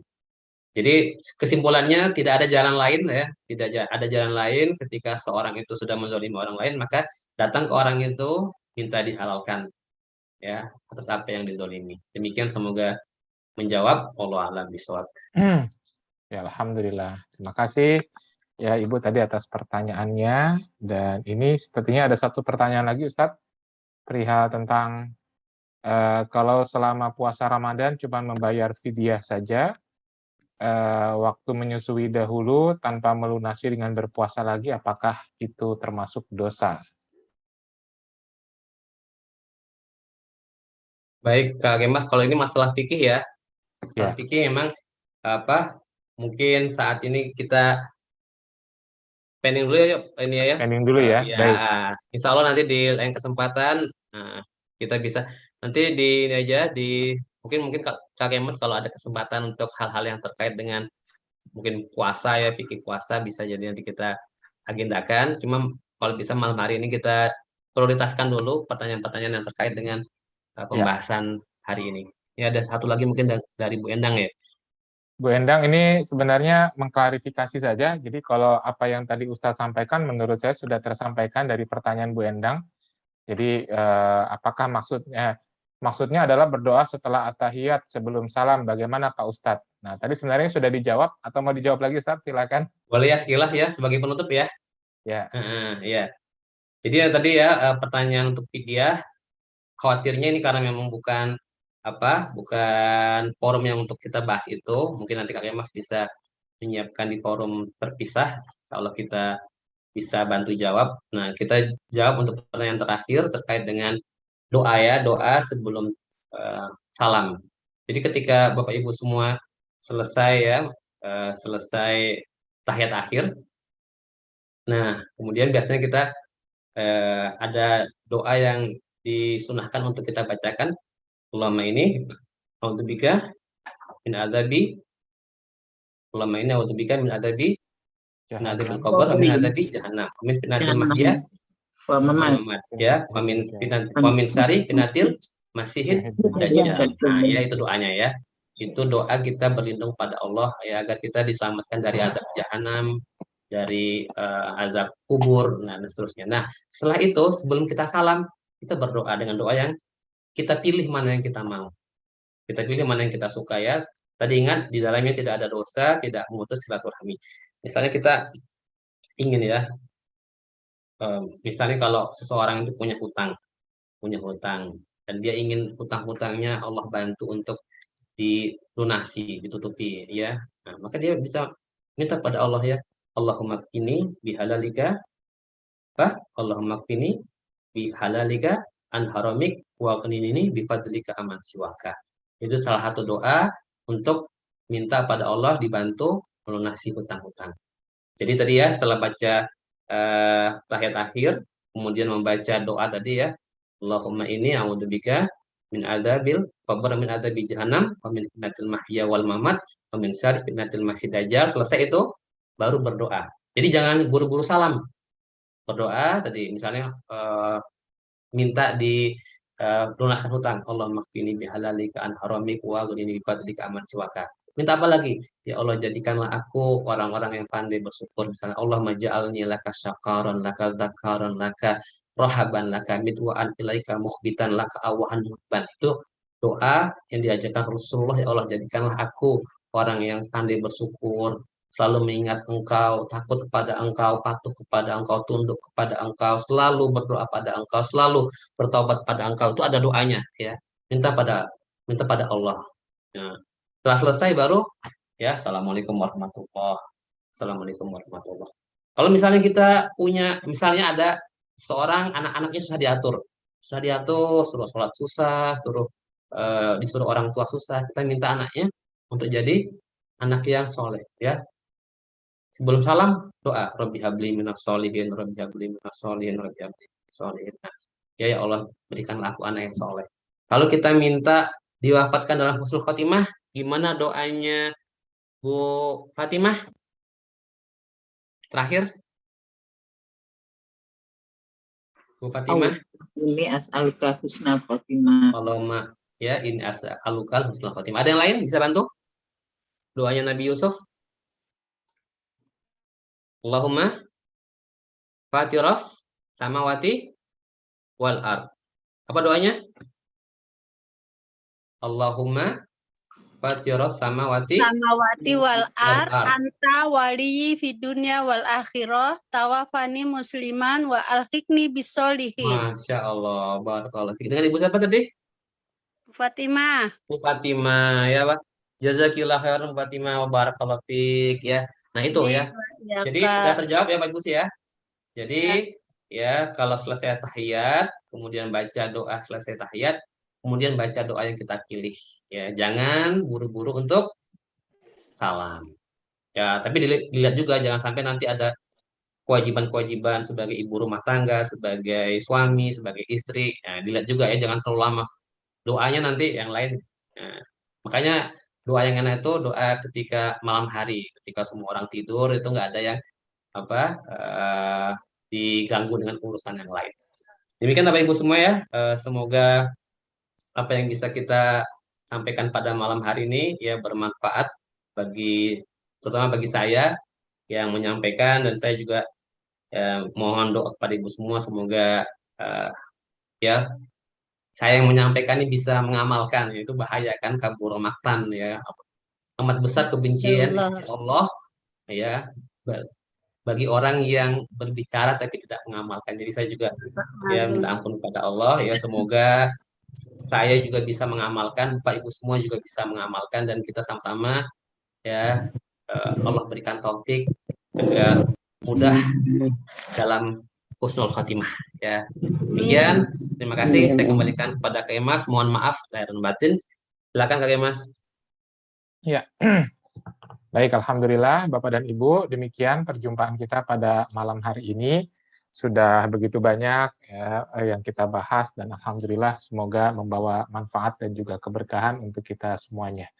Baik, sebelum ditutup Bapak dan Ibu, insya Allah kajian-kajian bersama dengan Ibnul Qayyim Learning Center masih terus akan berlangsung ya, dan yang paling terdekat jadwalnya adalah besok pagi insya Allah dengan tema Tafsir Asmaul Husna Al-Wahhab bersama dengan Ustadz Abdul Haris Mukhtar. Ya, insya Allah ini adalah informasinya, boleh silakan difoto untuk Bapak Ibu bisa mendapatkan meeting ID dan juga passcode-nya.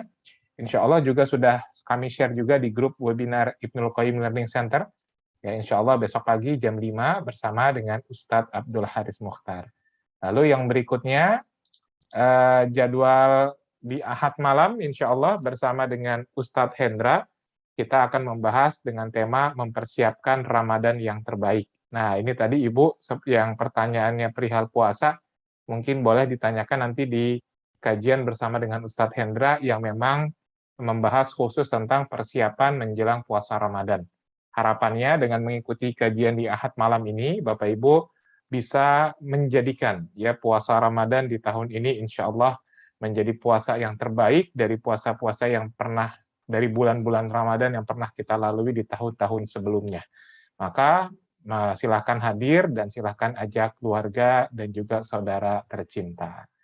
Baik, dan oh ya, satu lagi Bapak Ibu, dalam menjaga semangat Bapak Ibu meneladani dan juga merencanakan insya Allah husnul khotimah, saya sampaikan kabar gembira bahwasannya Ustadz Nus Irwan baru saja meluncing buku barunya yang berjudul Hidup Bahagia Bersama Sunnah. Dan ini sudah bisa Bapak Ibu dapatkan, dan buku ini saya sangat rekomendasikan, apalagi bagi kita yang benar-benar ingin merencanakan, ingin merancang kehidupan untuk menuju akhir yang husnul khotimah. Ya, insya Allah di buku ini isinya adalah buku praktis, kalau saya mengatakannya buku praktis, karena memang di dalam buku ini kita benar-benar belajar bagaimana tips mempraktekkan ya sunnah Rasulullah selama sehari semalam 24 jam, dari mulai bangun tidur sampai kemudian tidur kembali. Di sini ada langsung tuntunannya ya.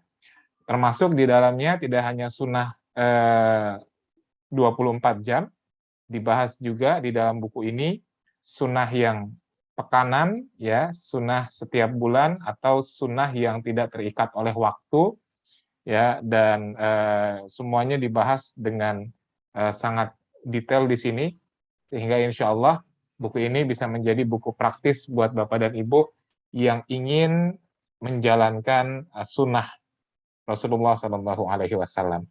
Ya, bahkan di buku ini juga di sini disediakan seperti tabel untuk membantu kita mengingatkan mana saja sunnah-sunnah yang sudah kita jalankan dalam sehari semalam, mana yang belum.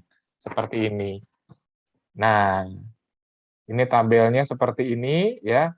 Jadi Bapak Ibu akan senantiasa diingatkan setiap hari, ya, mana yang bisa menjadi, ini bisa jadi checklist, bisa diperbanyak khusus untuk bagian sininya, begitu ya. Kemudian jadi checklist, mana yang sudah tercapai, mana yang belum, sehingga insya Allah senantiasa mengingatkan kita dalam menjalankan sunnah-sunnah, khususnya setiap harinya sehari semalam 24 jam. Nah, bagi Bapak Ibu yang ingin mendapatkan buku ini, silahkan boleh menghubungi langsung ke admin kami di nomor 0812 1992 0724. Ya, ini nomornya. Boleh dicatat 0812 1992 0724. Langsung saja silakan WA ke admin kami untuk bisa mendapatkan buku ini, ya. Termasuk juga kajian pada malam hari ini, insya Allah bisa Bapak Ibu tonton kembali, saksikan kembali di YouTube kami Ibnul Qayyim Learning Center. Bagi Bapak Ibu yang baru pertama kalinya ikut, sehingga melewati bagian pertama, kedua, dan ketiga, insya Allah ada rekamannya juga di YouTube Ibnul Qayyim Learning Center. Ya, jadi tema merencanakan husnul khotimah ini dari bagian 1 sampai bagian 4, yaitu hari ini, insya Allah sudah kami rekam dan kami simpan di YouTube Ibnul Qayyim Learning Center. Oke, itu saja Bapak dan Ibu, dan sebagai penutup saya ingin mengucapkan terima kasih banyak kepada Bapak dan Ibu yang juga terus mensupport dakwah kami dengan melalui infak kajian Ibnul Qayyim Learning Center. Insya Allah dari infak yang telah Bapak Ibu berikan, kajian-kajian kami bisa terus berlangsung dan bisa terus memberikan manfaat dengan berbagai tema menarik yang bisa kami adakan. Semoga dari setiap manfaat yang dirasakan oleh para jamaah menjadi pahala jariah yang terus mengalir kebaikannya untuk Bapak dan Ibu semuanya. Syukran, jazakumullah khairan katsiran. Mari kita tutup kajian ini dengan sama-sama kita mengucapkan hamdalah, alhamdulillahirabbil alamin, dan kita baca doa kafaratul majelis. Subhanakallahumma wa bihamdika asyhadu an la ilaha illa anta astaghfiruka wa atubu ilaik. Terima kasih banyak Bapak dan Ibu, mohon maaf lahir dan batin. Sampai jumpa kembali insya Allah di kajian-kajian berikutnya. Wassalamualaikum warahmatullahi wabarakatuh. Waalaikumsalam warahmatullahi wabarakatuh. Warahmatullahi wabarakatuh. Wabarakatuh. Izin pamit Kakek Mas.